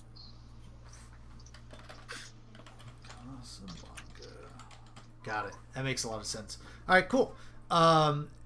Also of note in the Alamoran system is the downside, which is this tropical paradise. This place didn't take off, but it does see, some traffic, but not really. I mean, this place is definitely losing as a money loser in most days, but there is traffic there. But it's certainly at least a listening post for for Imperial engagement in the sector. So there's definitely some stuff there for you guys in that spaceport. The Tarina sector, the Tarina system. Hold up, let's see here. I'm going alphabetical. So we'll go to the Berea system. The Berea system is a mining colony hosted by that's owned by IML. Basically, it's direct control of the Empire. It's really it's a mine that's got less than about 1,000 people on the entire planet. A quarter of the workers are normal laborers, but the important part is the rest come from interned freighter crews. Basically, one of the Empire's MOs is they will capture freighters and just send them to the Berea system to do slave labor. And that's where the IML basically makes some money. Is the only reason they're even competitive with Rindle is Berea and the slave labor they get off of that. So that's that system. I don't have to go too much into that. Bodrin, which is, where are you, Bodrin? Right here. Bodrin is a small temperate planet. It's on the trade route, and it's got a small spaceport, relatively clean facilities, and it is it's got some quartering, but it's basically a flyover station. Not really much to see there, so there's certainly some opportunity for you guys to come up with shenanigans. Let's see here. Dega. The Dega system is the Dagobah system. The Dega system right here is a medium-sized world orbiting a red sun, devoid of any intelligent life. It used to be a mining world, but it's basically played out. The ecosystem's destroyed. Plant life is scarce. It's mostly chemical wastes. It's a terrible system, and it's got mining tunnels all over it. What it's used for now, since it's basically a dead planet, is negotiating illegal deals and contrabands and hiding hostages and the like. It's a neutral meeting ground of sorts for the mini gangs and bounty hunters and criminals for the sector. And there are plenty of minor battles and betrayals on Dega, and truces rarely hold for long. Let's see here. On the tail end is the Halbara system. It is a tropical planet. Let's see here, what's the thing on this one? Oh, yeah, this is where Meidell gets most of their mining. And they treat people well there. And Meidell seems to be a mostly up-and-up corporation, but still, a corporation that does some imperial espionage. So that's where they do most of their mining. Let's see here. What's this one? Okay, Korad. Korad's a planet that is filled with space junk.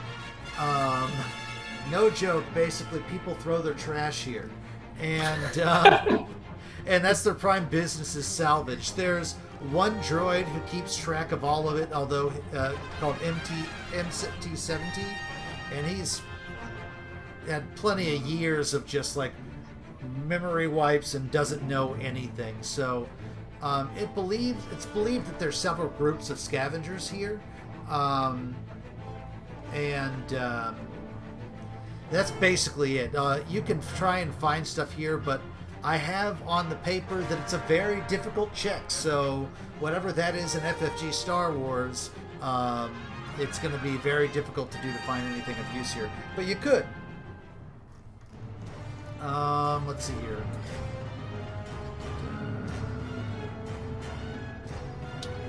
Lanthrum. Alright, so apparently this system is just upset that it's not this system. That's it. It got overlooked. Oh, it's like Jersey and New York. Yeah, it's Lanthrum is space Jersey to the Cohen system. It's just jealous that it's bigger on the route.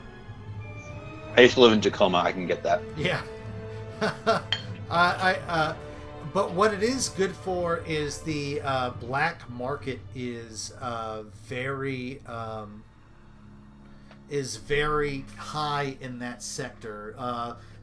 With the Jersey reference, definitely the Sopranos are here. And there's a governor who basically will take money from anybody to get anything done.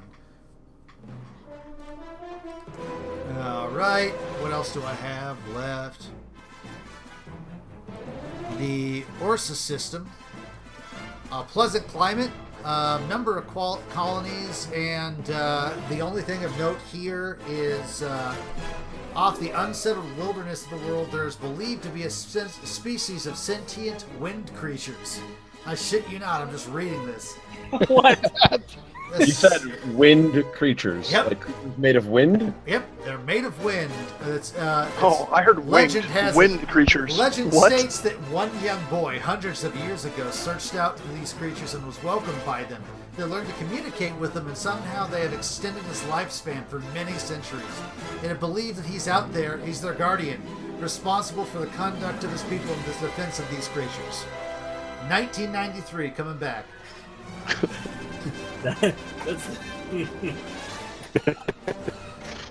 Alright, so the Temple system, right up here, in Imperial restricted space, has no habitable planets. The largest moon of the fourth planet, a gas giant, has a thin atmosphere and a primitive ecosystem. The Empire has set up a small listening system here. And I can't tell you much more about that because you don't have good intel. Alright, so I have a couple left, it looks like. Tarina. Tarina, for the long time, suffered the little sister syndrome, the middle sister syndrome to Darylin, where Darylin was the end of the trade route and got all the money, and it was no good.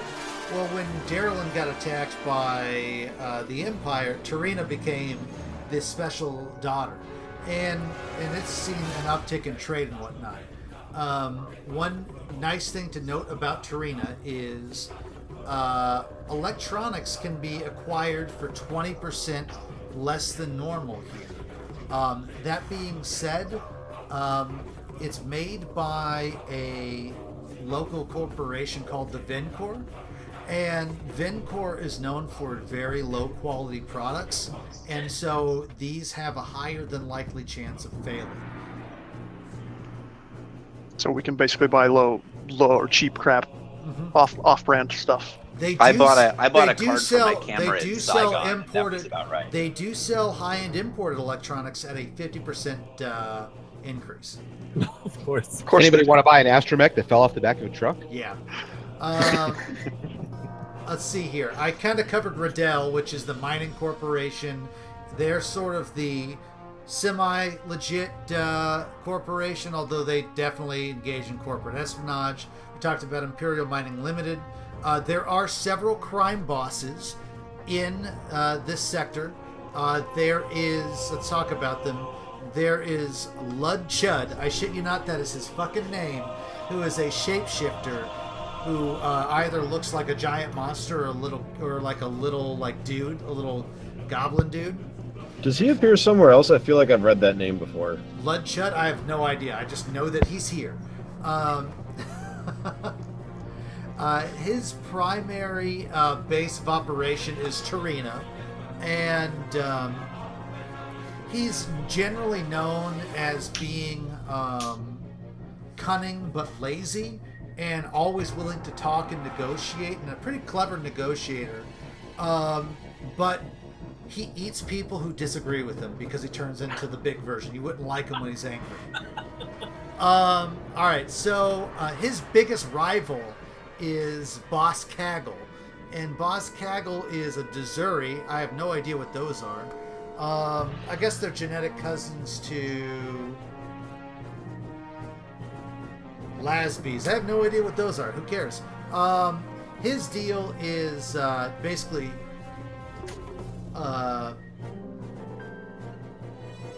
wait a second.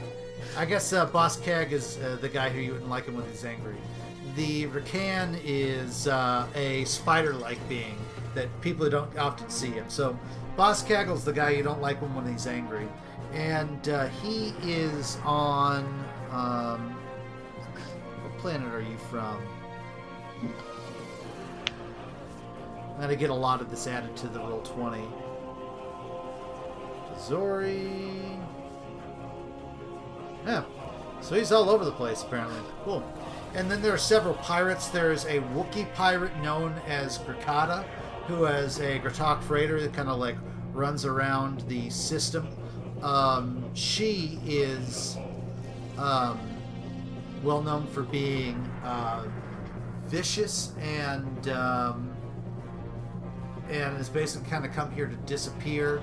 She generally raids only Imperial affiliated vessels or other pirates, so she's got her Wookiee code of honor, and she flies her ship, the Tree Spirit.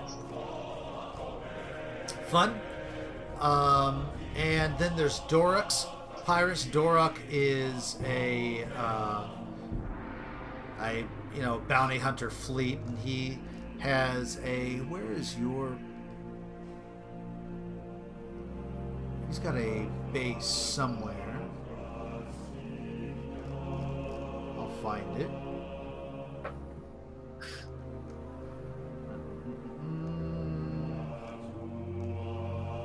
I thought I read this.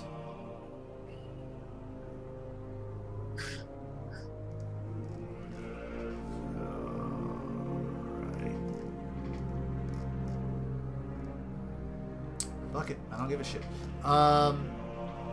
Good job, Ricky. It's basically running. I'll say that they are in the.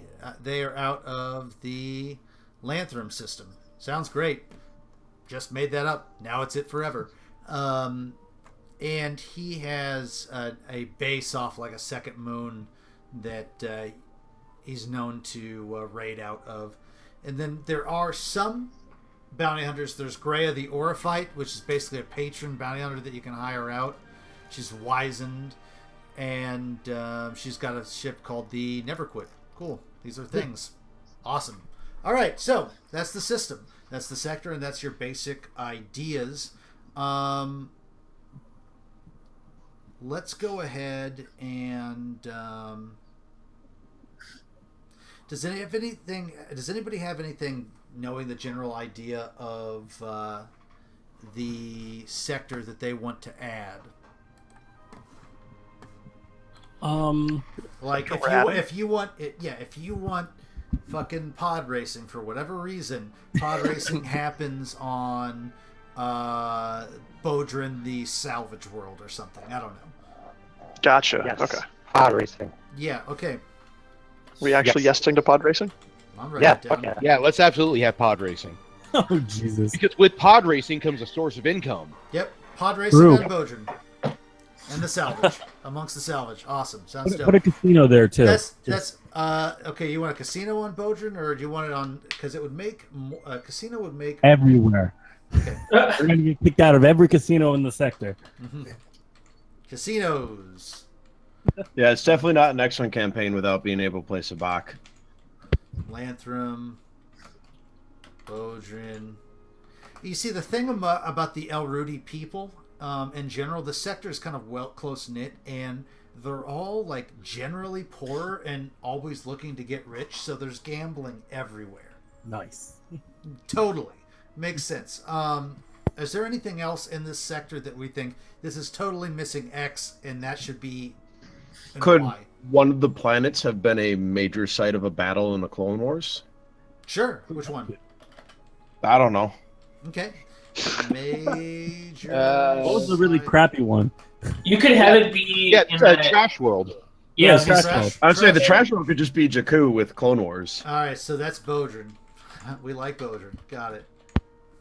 So I have this idea, because you mentioned earlier that when the Empire basically came in, that they basically ran roughshank on a lot of the colonies. Yeah. Specifically on Darylin, basically fucked Darylin up hard, and then kind of took major control of both Brea and Tiffel. So, and this might be a spoiler idea for the character I have later, but Sure. one of the things that the Empire kind of did is they made use of a couple of different species as essentially mercenary groups that were otherwise isolationists, such as the Wolfmen, essentially from A New Hope, which is Stevan. So my idea was that when they came in and they just started blasting up the place, that they hired out. There's the colony of Shistavaven somewhere in the system, and they hired out that colony to do the dirty work, and then maybe didn't like keeping the evidence around, and then added it to the list of being erased. So what? So basically, Shistavaven was had a history of. was that community in Imperial restricted space, or would that be out of, and that they killed them out there? It can be either, really. It's your call, actually. You're the making it idea up. was- So Let's see. Well, you said the tropical world was like Halbera. Halbera, yeah. So yeah. So I think Halbera would be a good choice for that. Missing Sylvestrin. How do you spell them? It's Shiva. Wait, no, it's just Shistavanen. Shistavanen. There we go. Okay. How do you spell that? Shistavanen. Yep. Okay, so missing Shistavanen community on Halbara. Yeah, and the closer you get to that restricted Imperial space, because apparently that's where most of the destruction came from, is they don't necessarily have a great reputation there because of that. Cool. Yeah. Imperial research stations of unknown location. An Imperial Research station. Done. Yes. Oh my God. Yes. Is that how you want Heroes of the Empire? Because that's how you get Heroes of the Empire. TIE Phantoms all around. Yeah. Or maybe genetically modified Ewoks. Yep. Raptors, anyway? Yep, All yep. right. All right. Cool. Anything else? All right. So I'm going to let you guys each, if you want to, you can pass on this if you want, or you can add this if you want. Let's do. Okay, I'm going to have you guys make up an NPC and a B-lister later. I think we're mostly good. Does anyone have any questions you have before jumping into characters? Let's do it. I think I'm okay there. I'm mostly good to make characters. Give you a sec to bio and kind of jump into it. What time is it? It's 10 o'clock. Okay, so we got probably, I'm going to say, another hour.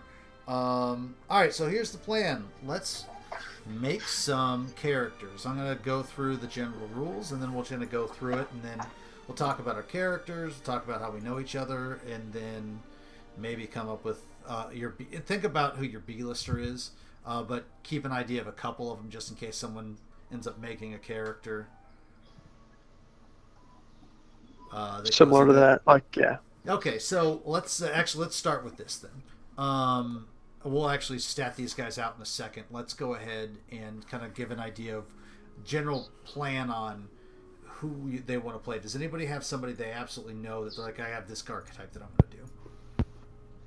I do kind of have. Yeah, I do. Kind of mapped out. All right, who was that? Sorry, I can't tell who's talking because I got like 7 things up. Who came up first? This is Mav. All right, Mav. What's your idea? So the idea was that it's a Shistav Vanin and or whatnot who was worked as basically the colony itself. Surprise! He's from the colony I just created on Halbara. Okay, cool. And the idea was that Shistav Vanin are very close-knit family ties, and they're generally big hunters, so they become mercenary groups all the time. Okay. They're isolationists, so they generally don't care about many other people, which is why the Empire is kind of attracted to them as units. So the idea was that him and other members of his family were part of one of the mercenary groups that the Empire used to basically screw up some other areas. If I had as much control as I'd like, I'd love it specifically to be under Captain Asshole Zed. Okay. He hired them out. And it turns out that after the Which campaign, captain? So so you're talking about Ackle Zed? Yep. Cool. Yep.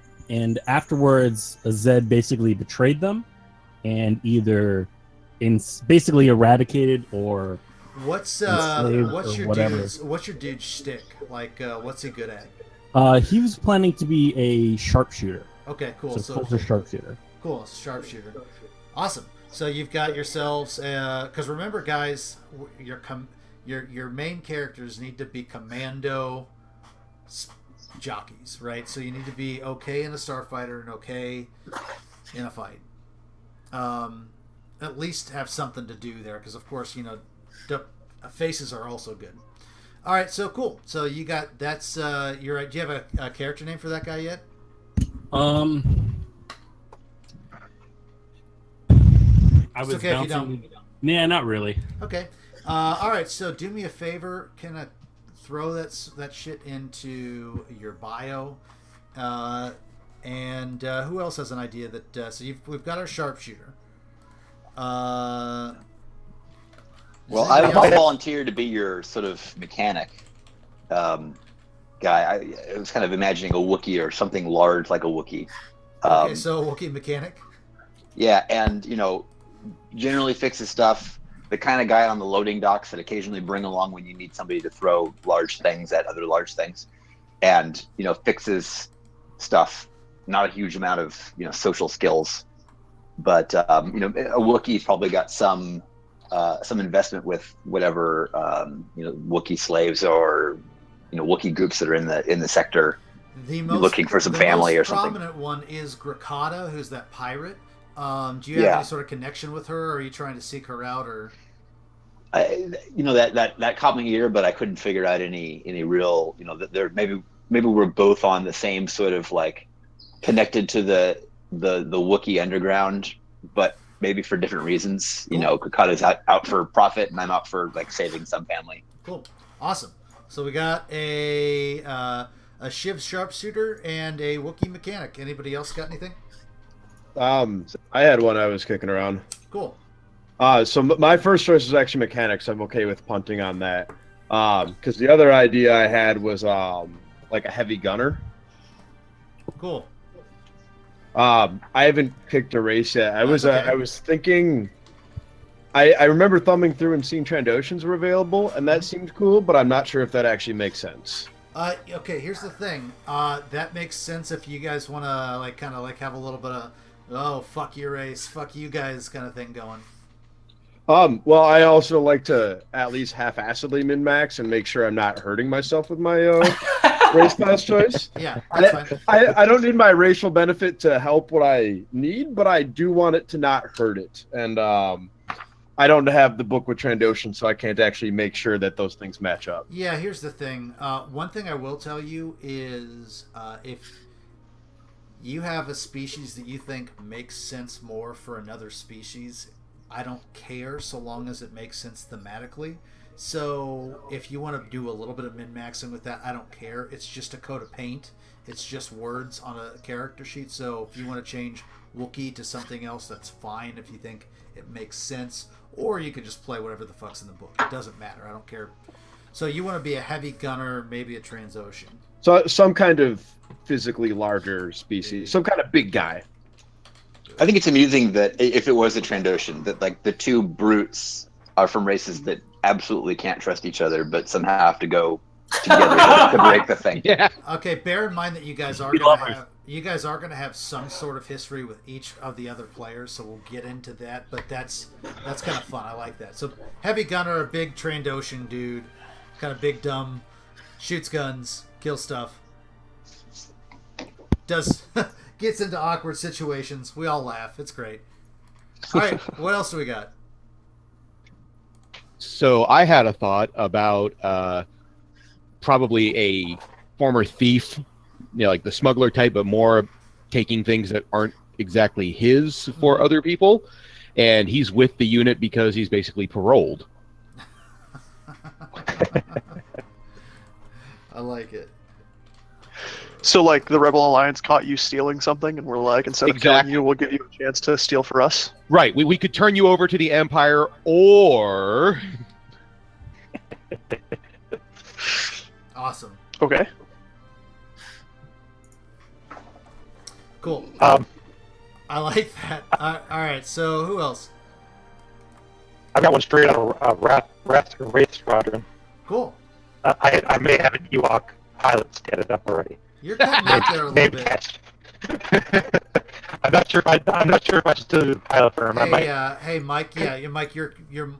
Mike. Your mic is cutting out. Oh, sorry. Any better? No. I think it's your connection, not actual mic. You're not actual. Not your actual microphone. There we go. We'll use words. Do you have a? If you have a hard code, I know because I know where he's getting at, and I want him to explain it. I heard Ewok pilot.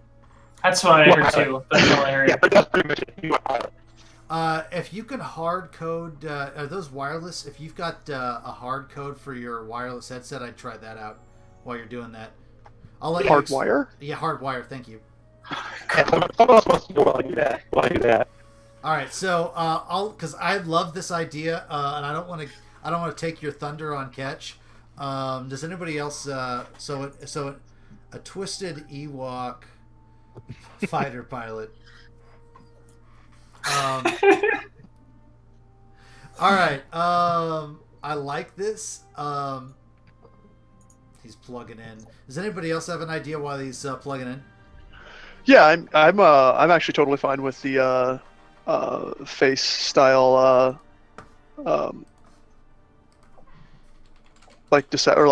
just more of a face style with the seduction side of things.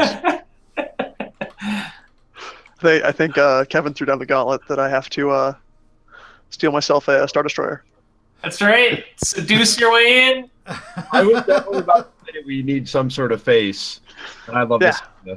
All right. Now you all have to be prepared for the fact that like I might try to sleep with everything on top of being a face. So you'll just be you then, right? I'm just thankful Milwaukee. That is not true in the slightest. We don't need to put that completely rumors out there. Different thing, Tyler. That's how rumors get started, Kevin. That's not okay. Can you hear me any better? Yes, I can hear you a bunch better, Mike. Awesome. Cool. So tell us about Catch. So, kind of just like I said, I kind of took it and ran from the race squadron. Essentially, he'll be a genetically modified Ewok that was liberated by the squadron from an Imperial research base somewhere here in the Elrod sector. Okay. He doesn't know where he's from. He knows that people call him an Ewok, and he knows apparently how to fly. Apparently, because the ship's the been, Empire your taught him ship's for been, some reason. your ship's been modified so you can fly it. Yeah, either that or I'm just gonna walk around with big, prosthetics on my feet to be able to reach the pedal. Yeah, exactly. Yeah, either you have to install the prosthetics in the ship, or your ship's already pre-built with them in. He's got a booster seat. What is his? What would you say his skill set is? So I'm still working on that right now because I want him to be the ace so bad. Yeah, I have literally had Catch statted up for about a year. Like as soon as I figured out how to use Ogdudes, I was like, I could stat out an Ewok pilot, and I did. So he would have some additional skills. What class is he then? Ace Hotshot. Oh, yes. Oh God, yes. We're gonna be the best of friends. If everyone likes it, I'm completely okay with running with that. What is not to like about it? Just look at that. Look at that. And you may note my the picture on Roll20 right now is random person's interpretation of an Ewok pilot. Did they say specifics of how he was genetically modified, like what was modified, or? He can speak basic. He's probably smarter. He's better, faster, stronger, 2 inches taller. I guess to put some more backstory, I'm running with this on the fly, as they were trying to create some sort of race that was easy to reproduce and could fly cargo runs instead of droids or something. I don't know, some kind of crazy Imperial plot. See, I'm feeling like we had to try to genetically modify the Ewoks because they're smaller and we could make smaller fighter craft. Yes, I like that even better. Like maybe you could have a human pilot or an Ewok and one extra torpedo. Right, exactly. And plus, I'm pretty sure Ewok hearts are bigger, so they can pump blood better when you're pulling G's. There you go. So they don't pass out nearly as badly. All right, I think the last one we have at minimum better proportions. Kevin, you the last one, or am I missing somebody else? I'm the last one, I think. What were you gonna say? Sorry, I didn't mean to interrupt. I was gonna say he could. That's the secret. A genetically modified Ewok. He could make the seat good. Just give him a seat and he'll make it good. Oh my God! I think I know what my ship is now. Oh, that's funny. All right, so that leads us to Kevin. What do you got? Any idea for a character, Kevin? I was planning on doing a Starfighter Ace, but if we've already got one, I don't want to step on that. So okay, there are multiple ways to be a Starfighter, to be good at flying ships. There are no less than, I think, off the top of my head, 5 different good at flying ships classes in FFG Star Wars. Yeah, I've messed around with 2 of them. We can have 2 good at. Here's the thing, that just makes you guys Iceman and retarded midget Maverick. Maverick. Maverick. Wait a sec. So just Maverick. Ricky doesn't know. Tom Cruise joke. Tom Cruise joke. Man, this is crazy. I've had 2 distinct references to Top Gun and Maverick Iceman, within 48 hours. Yeah. Dude, I'm on a Top Gun kick lately. That's entirely, if you want to be that entirely works within the group of people. That's okay. Or if you have something else you want to do, it doesn't necessarily matter. That works. It's either that. I'm looking in the Force and Destiny book right now, but I was messing around with a couple different ideas. Are you the token Force user? I might be. Look, I'm absolutely fine. Will your name legitimately be Token? Is there someone who is better at? Is there a class that's better at keeping the people around them alive in this system? I haven't found that out yet. There is. There's a consular healer, but then there's also in the Age of Rebellion. There's a soldier and there's a medic tree. Yeah. There's the Politico is kind of like the bard buff guy as well. Some of the leadership classes too are pretty good at that. Yeah. So there's the squadron leader or something that is I was hoping the squadron leader talent tree would be more like in combat, ace combat, and in It's not. It's more of a field commander. Yeah, I started when I started playing, I started as a squadron commander, and it was kind of, I don't know. This might be the only system where I could actually see a squadron leader actually working because we've got a bunch of pilots. But yeah, that right side of the tree, it really helped. Kevin, you could be the boss. Chief. Yub, Commander. Yeah, Yub. we might need someone to be the leader. Yeah, the other idea I was looking around, or maybe this is my B character, is a Pathfinder. Yeah, Nebulon Ranger. Yeah. What? I don't know what that means. That means he's a fucking badass. That's what it means. Okay, cool. So if you did go the Force user route, you could be like the moral conscience to my Well, and that would be interesting too, because I haven't messed with the Force user before, and I haven't messed with the morality mechanic. So it would be interesting to watch, especially if I was the leader. You're gonna make me do all three. You're gonna make me do all three goddamn mechanics. I can take care of morality for you. Oh yeah, it's not. That's not a big deal. I can manage conflict. But like, I know how to rack it up in another game. All right, Matt. I'm just saying where it's like I need that yin to my yang, where I'm like, no, really, I'm just gonna go seduce that person over there and then take all of their stuff, so that way we can like fly our spaceships better. Be like, but do they deserve to have that happen to them? And I'm sure you're gonna say yes. I mean, but at least there's the argument there. Like, okay, maybe I should think about that. Yeah, but actually having a squadron leader would be pretty badass. I'm looking at the tree now. Let's see. Wait, so are you a hotshot ace, or are you an Ewok squadron leader? Why not? Oh my god, that'd be hilarious. Well, there's also a Force Starfighter ace as well. That's yes, there is. Yes, there is. I know. I'm playing in a game with one. He uses the Force to fly his spaceship, and it's outrageous. Like, no, like he can good to use his hands. Like, no joke, he commits a Force dice to his piloting rolls, and he rolls a Force dice, and however many he rolls is how many extra successes he adds. It's stupid. Yep. He's got one piloting. He's got one rank in piloting. He's fucking outrageous. Anyway, so it would also be cool to have a badass on the front line lead the party on the ground, because I think we've got a kind of like a mixed bag, because Zach, you said you wanted to do more of like a heavy gunner, right? Yeah. The guy with a gun. Big guy with a gun. We don't really have anybody who's really great at melee, it sounds like, either then. So I will probably be melee focused, just throwing that out there, because it's ridiculous. Well, the Wookiee mechanic probably is, going to be hands-on too. Oh yeah, what was the Wookiee going to be though? Was it the engineer? Engineer. So we're going to have a Chewbacca? Basically, but I don't know, quieter. Shows up less often in the story. Yeah, I'll look around. I might end up being the token Force user leader, I guess.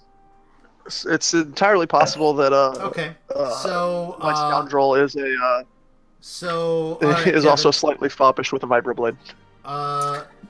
Kevin, how did he survive Order 66?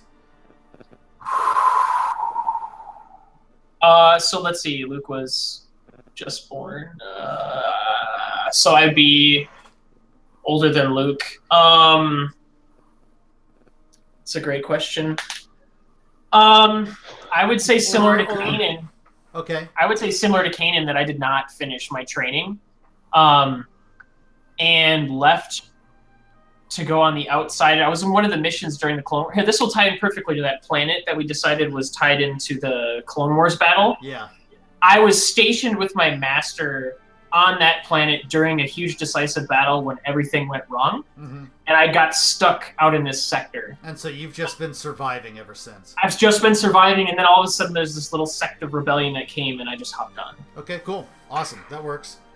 And you're the only one who isn't necessarily fucked up, but you've probably got local entanglements that are your obligation. Right. Cool. Awesome. That makes sense. Okay, so does everybody have the builder pulled up? If not, can we relink the builder? Yeah, I need that. Yeah, relink the builder would be awesome. I'm trying to also split my time between that and trying to figure out how to take over this galaxy. Is it time? Because aliens did. Yeah, dude, it was an hour ago. Aliens did stupid shit. Is it murder time? Yeah, he trusted you. Oh no, it's murder time. All right, it's not. so- No one trusted me. Let's be real. Here's Yeah. I'm going to give you guys. All right, so I'm trying to think about what I want to do. We can come up with B-listers later. I want to go through characters. Let's nail down Where's the characters. character builder linked? Because I'm not seeing it in the Slack I don't know. or in the thing that's not the Slack. Roll 20. Yeah. I linked it in Roll20, but then I had to reboot. So Yeah, the last thing I see in Roll20 is all our failed attempts to get by the interdictor. Let's see, hangouts. No, that's not true. Some of us made it. I made it. So you're talking about Ogdudes right now, right? Yeah. Yeah. Oh, is that HTTPS legendsofthegalaxy.com/ogdude? Yeah. Yes, indeed. That's Okay. the one. All right, Just really- so let's talk about everybody is going to have a duty and an obligation. Every single one of you. You start out with a minimum of 5. You can have up to 10. What that's going to do is going to give you either XP, gear, or an upgrade in ship. In your call, because everybody has access to a Z95 modded with a hyperdrive, so you can go wherever you want in your shitty Z95 if you need. Wait, do Z95s not have hyperdrives? No, No. they don't start with them. Why are they the worst ship ever? There's two versions. There's the heavy version, and then there's the light version. Yeah, the heavy version has an Astromech slot and a hyperdrive. So say that again, Ricky. We all have a Z95. Yeah, you will start with a Z95, a light one modded with a hyperdrive, and whatever hard points that takes up. Okay, gotcha.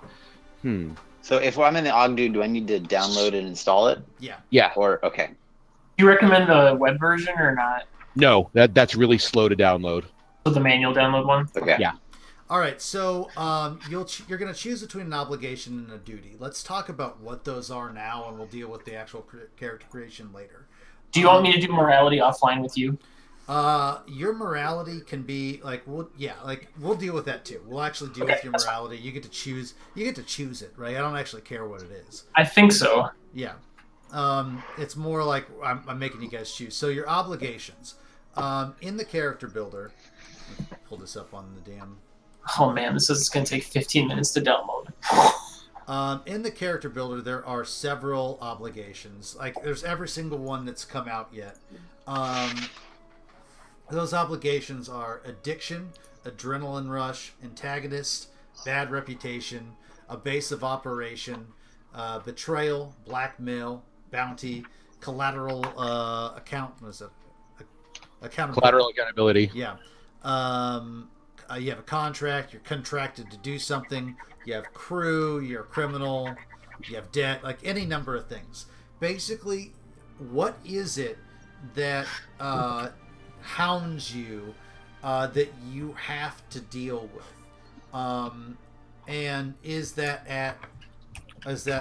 how important is that? But let's kind of go through each person. I'm going to go from left through right just because I'm in the zone here. Nute, what is your character's obligation going to be?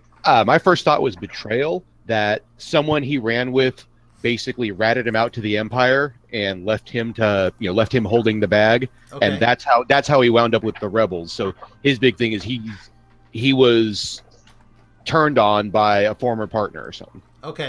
And so you have to you'll hear an example of rolling that would news of his arrival would show up during the game, and you would have to choose between chasing that down or doing the mission. Exactly. I really want to get this guy back. I'll throw you a black dice if you're not dealing with the Yeah, situation. well, I was saying also for everyone that actually isn't familiar with the system. So if you choose not to go deal with him, you have negatives because it's you get a putting your setback to all the things because you're distracted by it or stressed out by it or something like that. Okay. Cool. That leads us to Mav. What are you thinking for your character? I'm thinking obsession, mostly with either killing Zed or killing as many Imperial officers as possible to basically avenge his colony and his family. Cool. Mike, what were you thinking for Catch? A score to settle. The Imperial research officer who, brutally did experiments on him at the research station escaped when he was rescued. Ketch will not rest until he pays for what he did. Nice. All right. Let's see here. Zach, what do you got for your heavy gunner Trandoshan guy? What's his trouble, his obligation? So I don't have the actually the Empire manual. That's okay. Give me something. Let's go with he's like really clumsy and just unnaturally dumb stuff happens to him. Okay. So you have gremlins from like Shadowrun? Yeah. Well, I remember you said like bad reputation, so like he's got a bad reputation. Actually, I'm literally looking at that. That sounds great. He's got a bad reputation for being a little bit of an airhead or something. Yeah, or that'd almost be perfect. Like, tries to open the door, removes the door. Tries to, isn't paying attention. Completely knocks over a superior officer because he bumped into him, but like was just so airheaded that like he just completely knocked him off his feet. But earnestly so. Yeah. You're not allowed on my ship. FYI, guys, if you guys do want to fill in stuff in the bio and info, that would be super helpful for your characters, just so I can keep track of them. Kevin, what do you think would be a good obligation for your fringe user? I think bounty would be easy to do. What did you get a bounty for? Well, you can tie it directly with Prin that she's hunting down any Force user, and there's rumor that there's a Force user. That's and that's you. Yeah. Cool. That'd be awesome. right. I love it. Yes, good. Love that. That's pretty easy to do. Right. I thought that'd be super simple, and it ties into one of the commanders.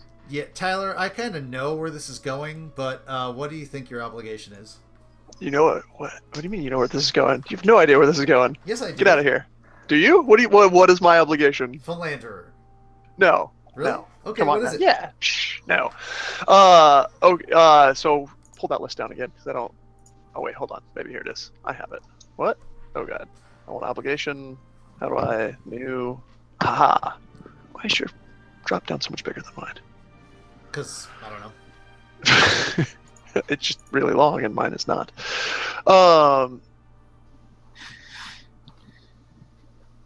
What can you? So mine's gonna be fame.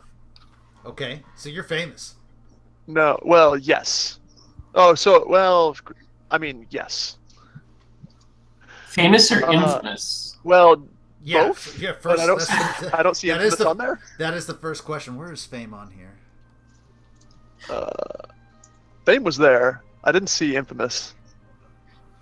Bounty, collateral, contracted. That's okay. Fame's fine. I don't care. Yeah. Notoriety.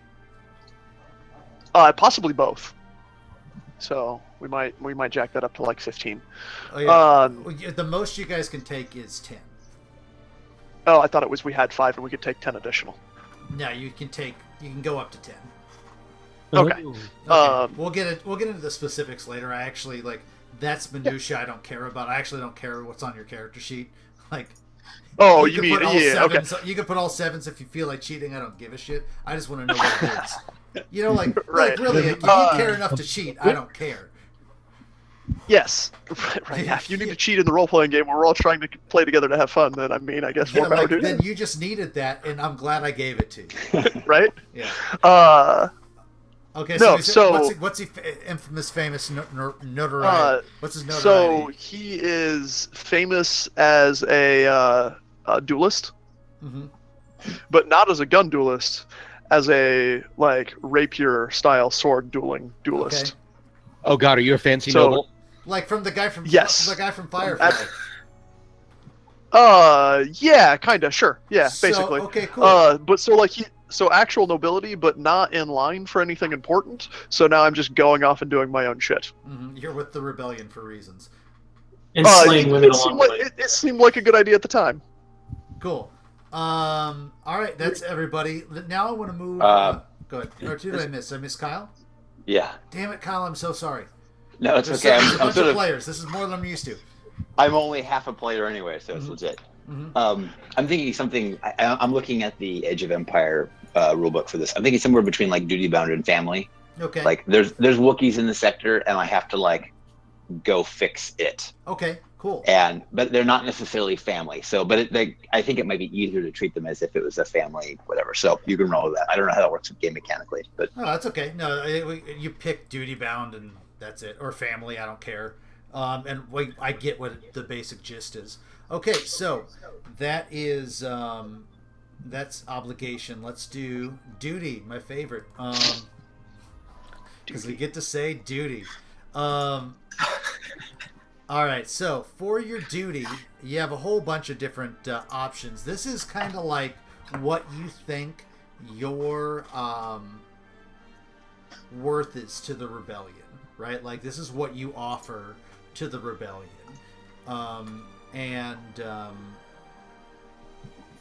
when you roll it, like that kind of thing will come up more often. This you can also take a little bit higher.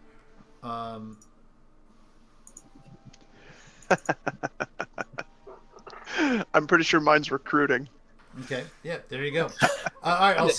All right. So I'll start with you. I'll go backwards. We'll do reverse order. We'll flip the script. Yours is recruiting. Sure. Okay. Yeah, That was more of a joke. I mean, what is yours? I'm flipping it on you. Oh, I don't know. I was going to say recruiting because I've got to find all the attractive females to bring them to the rebellion. It literally is a So duty. it's, I'm staring at recruiting. I know I said that. Yeah, I saw recruiting. I mean, as long as harem recruiting is acceptable, then harem recruiting it is. Well, you could also be intelligence. I mean, how you? I was going to say intelligence or counterintelligence, which actually probably be more. With noble background, intelligence might actually be a good option. Yeah. Yeah. Get into places other people can't. Yeah. Cool. Let's see here. That leads us to Kevin. What do you think your character's duty is? I want to say combat victory. Okay. Otherwise, sabotage. Oh, it's your call. So disrupt the improve operations any way possible. Sabotage might make for some cool, interesting missions. Combat victory is also really going to be fun too, to take it back to the man. I don't know. Does combat victory interfere with anybody else what they were trying to do? Because I was definitely going to do combat victory. Okay, I'll go to sabotage then. Okay, and you can have multiple of the same one. That's not really a huge deal, but just Sorry, we'll do sabotage. That just means that you're more likely to have combat victory. You're twice as likely. That's not a bad thing. If you want that. All right, cool. Sabotage. So you think it's your goal to like fuck up the Empire where it counts and not get hit? Yep. Cool. All right. So Zach, what do you think your duty is to the rebellion? Like, what do you add? Combat victory. My character wants to like prove that all the dumb shit that he's responsible for is worth it in the fallen corpses of stormtroopers. Nice. Love it. All right, Kyle, what do you think your duty to the rebellion is? What do you add? personnel. So like all the mechanic stuff is all about keeping these people alive because they're my new family. Cool. And so like if their ship doesn't make it back, that's a personal loss. Oh, good. Cool. Love it. Yeah. All right. So, Mike, what is Ketch's duty to the rebellion? Catch the simple creature. He wants only to shoot things out of the sky. Are you not plugged in Space anymore? superiority. What? Are you plugged into your headset still? Yep. Ah, it's broken up again. God damn it. That's okay. Space superiority. Awesome. Yep. That makes perfect sense for him. I love that he's the hot shot. I love it. The Ewok is the hotshot. All right. That leads us to Mav and your Sisavezdrin. I'm going to pronounce that eventually right. Wolfman. Wolfman. Your Wolfman. What is his duty to the rebellion? Placard hunter. He wants to collect those damn trophies of those Imperial officers. Nice. I love it. So that's important to like show. Hey, look, we got this guy. Yep. I've got like I'll give you a list of named Imperial officers that I have that you can collect. That's perfect. Yeah. I'll give you that here on the first session. All right, Nute. How about your thief? Oh wait, did you just say trophy hunter is a thing? Yeah. Yeah, Man. Placard hunter. The idea that It's in forged or what it's called? yeah, because I was Forged in thinking, battle. I was kind of thinking that with the idea of placard hunter doing it to like boost the morale of the rebellion. Hey, we got this guy. I'm going to go the other way with it. Enemy demoralization. Yeah. Like, straight up Perfect. psyops. Oh, that's funny. Cool. I can guess who's going to be committing the atrocities on our team. Well, it works so good too. I mean, we've got the sabotage The going. irony yeah. in Matt playing this character is not lost upon me. Guys, totally leave the I was prisoners alone with the us. guy Promise who got it's fine. everyone to leave the spaceship for innocuous reasons so I could torture the people that we found. That is absolutely mad. All right, cool. Jedi. Who was it that said they wanted to be a gunner on a Y-wing? I will probably be worthless in a starship outside of like one very minute ability. So sure. Because I was thinking of taking a little extra obligation to get a Y-wing if you want to be the gunner. I can be the gunner. I can be the incompetent gunner to your Y-wing, sir. Hey. All right, so Because the idea of the thief and the noble having to team up in a vehicle cracks me up. Absolutely. It must be using a blaster turret. all right, so yes, I with no native ability to focus. I'm gonna Oh go wait, with- no, hold on. It's obviously a single turret. Mike, you're still cutting out there. Try unplugging and plugging back in your headset.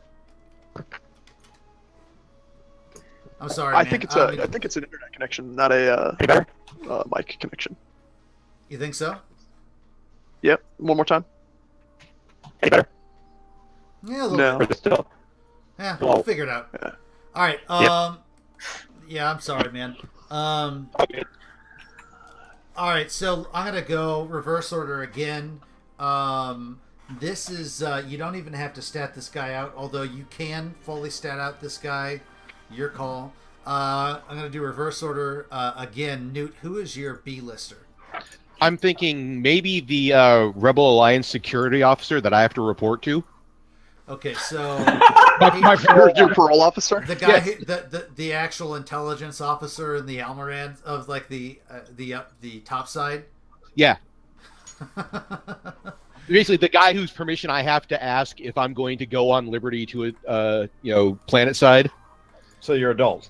Yes. Do you have a name for him, or are we just going to say topside intelligence agent? The XO. Topside XO. And players' journals, all controlled by Nute. There you go. All right. Mav, who were you thinking as a B-lister? Originally, I was thinking having my character's brother be a B-lister and having him more of the skip tracer like role, Okay. or like tracking down and whatnot. Ultimately, because they've kind of evolved to a backup character, I think I'm more leaning towards a. I don't know, actually. I got that one thing right now. If anyone has any suggestions, I'd be more than open to them. I can skip you. Skip me. All right. Let's see here. Mike, what do you think for a B-lister? First off, can you hear me now? Yeah, it's great. Oh, Yeah, there we It's go. great now. Okay. I don't know why. I think I figured out the problem. I think I had noise cancellation on, and I think it was thinking my voice was background noise. You're a real That's boy. kind of an existential I problem. know. Yeah. I don't have it fleshed out yet, but I was trying to think of a good counterpoint to catch, and right now I'm thinking of like one specialization like a like engineer or technician or there's some sort of like teacher or something, isn't there? Like scientist or something? Yeah, like a I don't know. mentor. Scientist. I was trying to think of like someone that's like trying to teach Ketch about how to function in the real world as he's piloting a ship. So you need a life coach. Got it. Yeah, pretty much. You could literally have a protocol droid who is who Ooh. literally was loaned out to you by the Alliance to teach you how to be a person. I like this idea. I think I'm going to have some sort of protocol droid as my B-lister. Awesome. I put a protocol droid in the list of important characters under your control. All right, awesome. Cool. And feel free to fill in as much info. Just give them a name at some point. Will do. All right. So next, that leads us to Kyle. Kyle, you are a B-lister. I'm sorry. Actually, no. I'll give you a second B-lister. Yeah, my C-lister would be like a Celestin accountant / thief / gambler with a horrible debt who gets all of our crap, steals all of our stuff to let us fix things. Oh, Badger. Badger. What's the reference? Firefly. Firefly. A badger who works for you. Okay. When in doubt, the reference is definitely Firefly. It's been so long since I've seen He's Firefly. Mark Shepard. Just rewatch it. Okay. Yeah, it's only 13 episodes. So he's kind of like a drunk with contacts that gets you things, Yeah. like a fence for you. He always wears a bowler, right? Yes. Yeah. Okay. Uh, Yeah, 90% of the time he's useless, but then he comes through. Okay. I added the Celestin fence in the important characters that you've got control under. That leads us to Zach. Who do you think your B-lister is? The small, furtive mechanic whose job it is to try and repair as quickly as possible all the shit I break. So you've got so there's a guy specifically all right, so Like, Kyle- Because I don't have the patience to deal with your crap, so it's somebody else's job. Like, it's not specifically his job, but they're like, listen, this guy's here, you're here, he's your problem. So is your wingmate? Could he be like your wingmate who fixes all your stuff? Yes. Okay. Or is he your pilot since you're a gunner and you're actually a turret gunner? Well, the heavy gunner's a thing under the Ace category, so I hadn't fleshed that out yet. Mm-hmm. But let's go with what we both fly in the same ship. I'll find a way to get a 2-seater and then work that out later. Okay. Small dude wingmate. I'll let you staff that. Tell me who he is later. I'm going to put him in. You now have access to him. That next is Kevin. Who do you think your B-lister is? So I was thinking one of the Clone Wars soldiers that I was on the planet with survived, and he ended up becoming recruited with the rebellion, and he's my point of contact / my not really, I don't know if you want to do boss or not, whatever, but I was going to have him be a pathfinder, Mm-hmm. and he's someone that has helped keep me secret and kind of helped me stick around. So is he with just the sector, or is he actually with the Alliance? I'll have him actually be with the Alliance, because I'll just be part of the secret extension. Because I'm not fighting the big fight, but maybe he's part of it. Because maybe as a clone trooper, since he survived, he felt obligated, kind of like Rex, to help the rebellion. Okay. Cool. I got that guy in the Clone War soldier survivor that you can name later. And Tyler, who's your B-lister?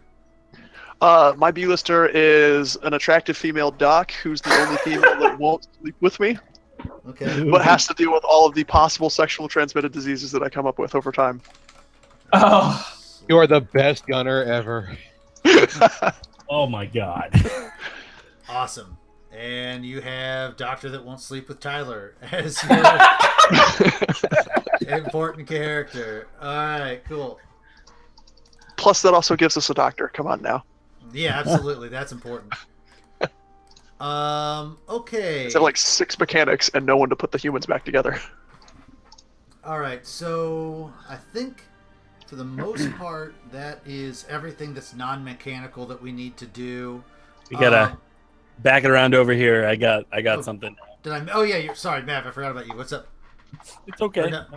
So I got I got 2 things, and I think whichever one the party needs is the one that we should do.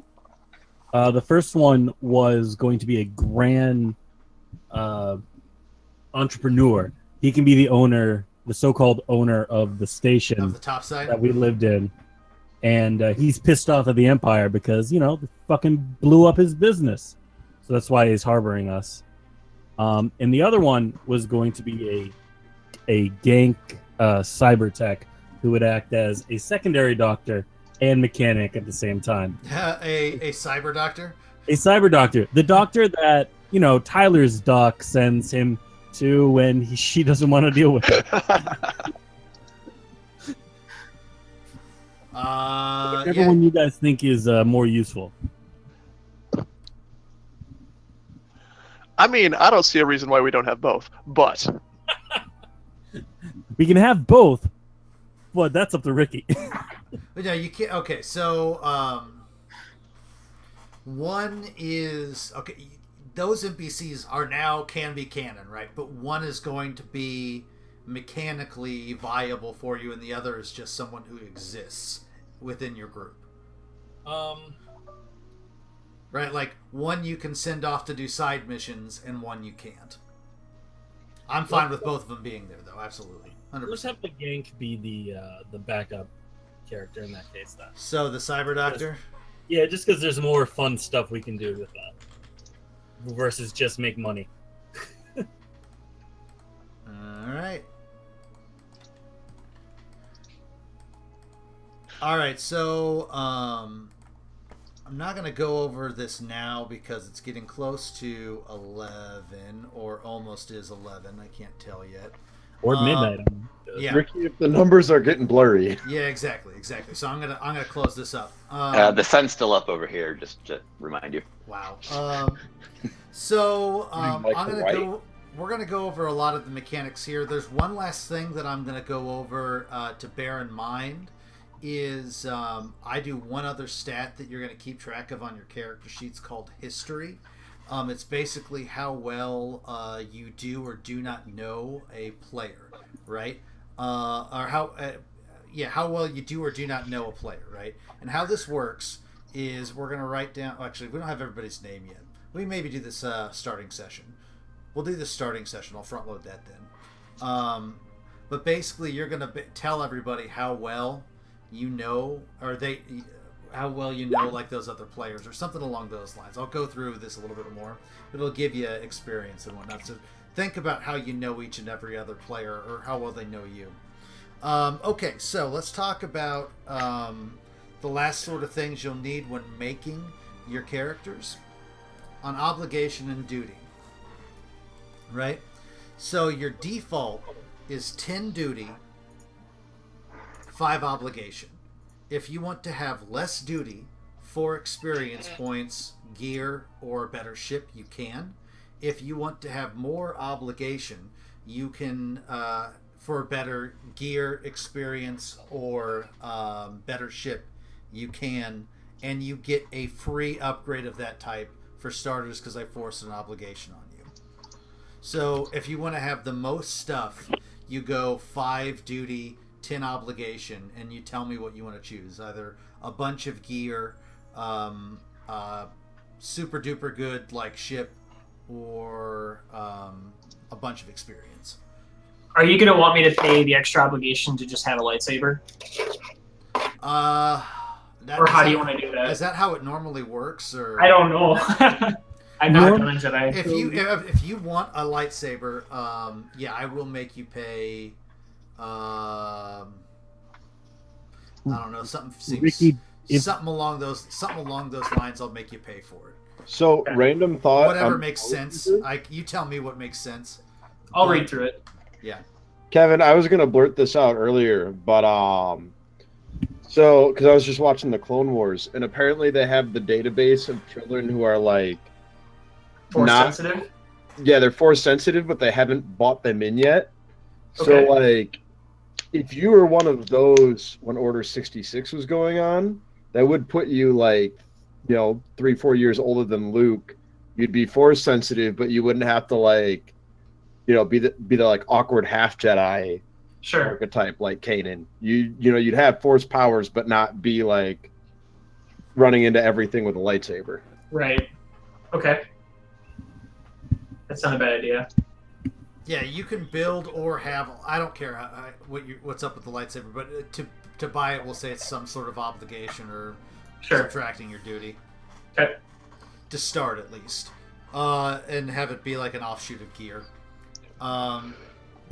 Plus, it's not like every single stormtrooper we ever see is going to be like, "What's that you got on your waist there?" Mm-hmm. So how it works for the starships is, I believe you start with 1 and you can get 2 more. So your starships starting, you just get a Z95. But if you want to spend 1, you can upgrade that to like a Y-wing. You want to spend 2, you can upgrade that to like an X-wing equivalent. And then if you want what? Obligation, duty, like subtract a duty or add an obligation. Like 1 point of obligation or duty, or all right. So I don't know how I don't know how these numbers work. Okay, so that's my question. Okay, so you start with a minimum of 5 and 10, right? 10 duty. 5 duty or 5 duty, 10 or 10 duty, 5 obligation, right? If you want to have less duty, drop it down to 5 because duty's good. If you want to drop that down, you can get more experience, more credits, a better ship. If you go ahead. Basically, for taking 10 obligation, 10 duty, I could start out with a Y-wing.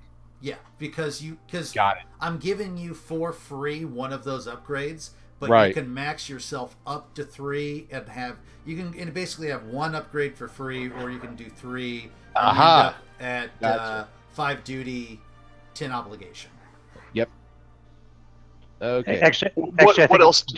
Duty works the opposite of obligation, so you subtract duty apparently. Yeah, exactly. So that's why you start with 10 by default. And if you want to subtract it to get extra stuff, you can. So we get 1 bonus free. Yeah, because I'm forcing you to have both. So I'm giving it to you for free. Also because stuff. So that would be. Okay. Does that generally make sense? Yeah. Yeah. Are you okay if we split the bonuses? Like 1 ship, 5 XP, and 1,000 credits? Yeah, 100%. You can split those up however you like. You can't sell your ship. Your ship is owned. Not with that attitude, you can't. Yeah, your ship is owned by the rebellion. Okay, but it's requisitioned, or it's a family heirloom. It doesn't matter. I'm not letting you sell it to get around the gear shit. I'm not having that. So my question is, since we're 2 PCs in the same Y-wing, can I give up my Z95 to have like a free upgrade to the Y-wing? Yeah, or like you could that have makes sense. You could like have an awesome turret. Yeah. Are you trying to get a TLT? Right. If I'm stuck in a damn Y-wing, I better get a damn TLT. Okay. No man, Y-wings are awesome. I'm gonna Hail Mary this, right? So my character's big guy, heavy gunner. Mm-hmm. Can he have a Y-wing whose turret he can dismount and carry with him normally?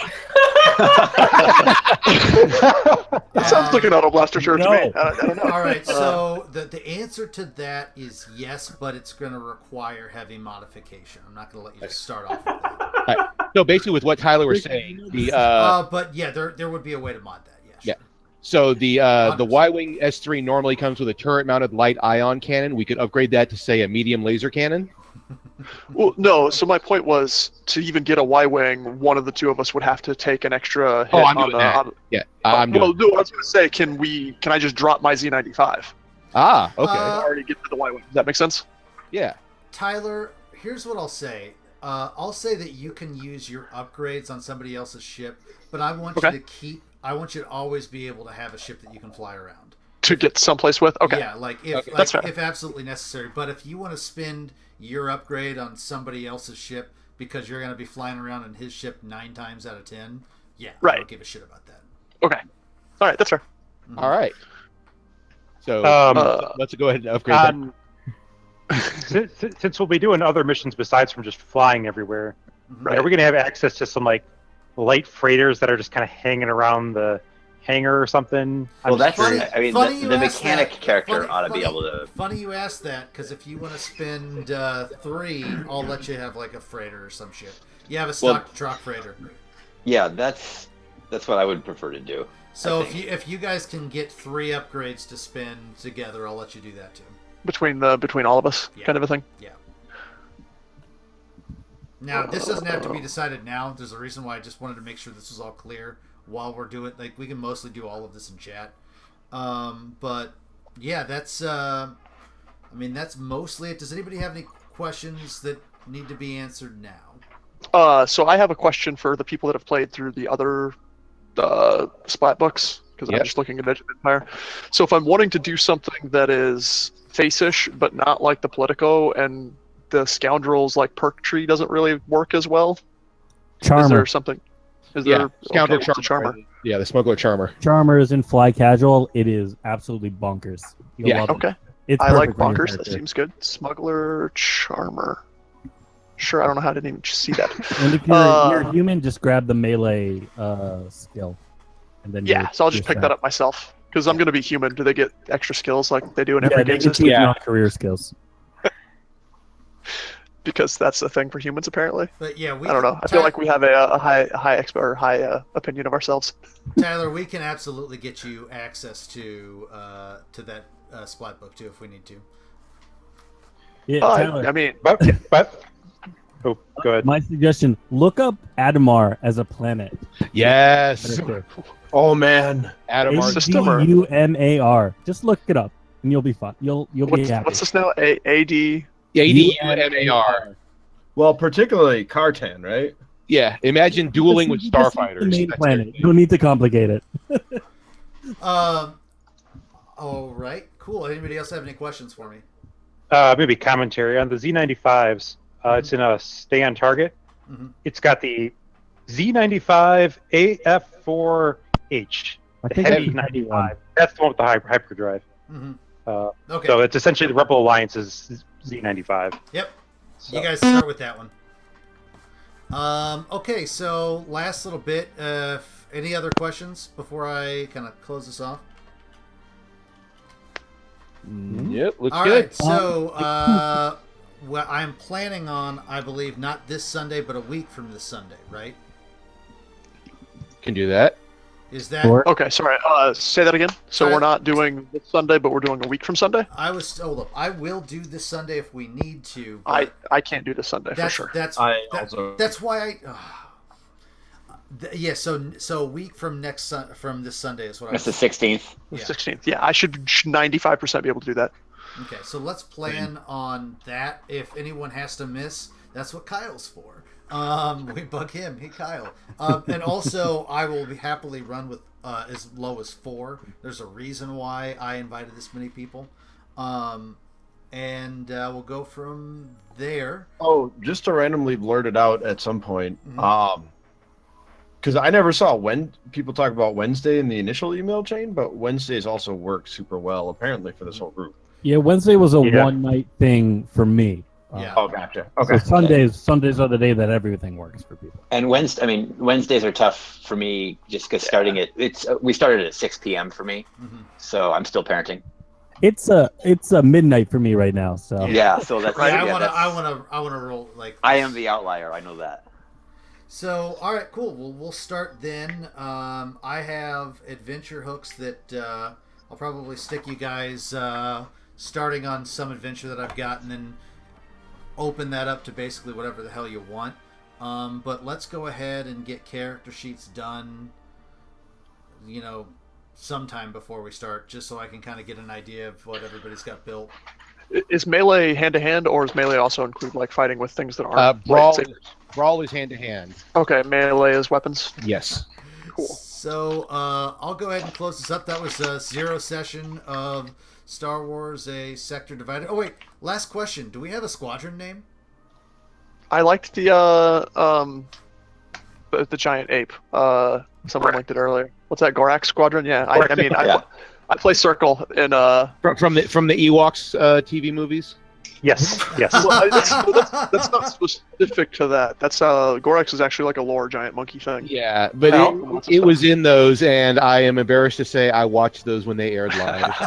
All right, so we'll see the first adventure of Gorak Squadron a week from this Sunday on the 16th, I think someone said. Sounds right. Yeah, absolutely. So I'm going to go ahead and stop the stream, but thanks, guys. This was awesome. Thank you. Awesome.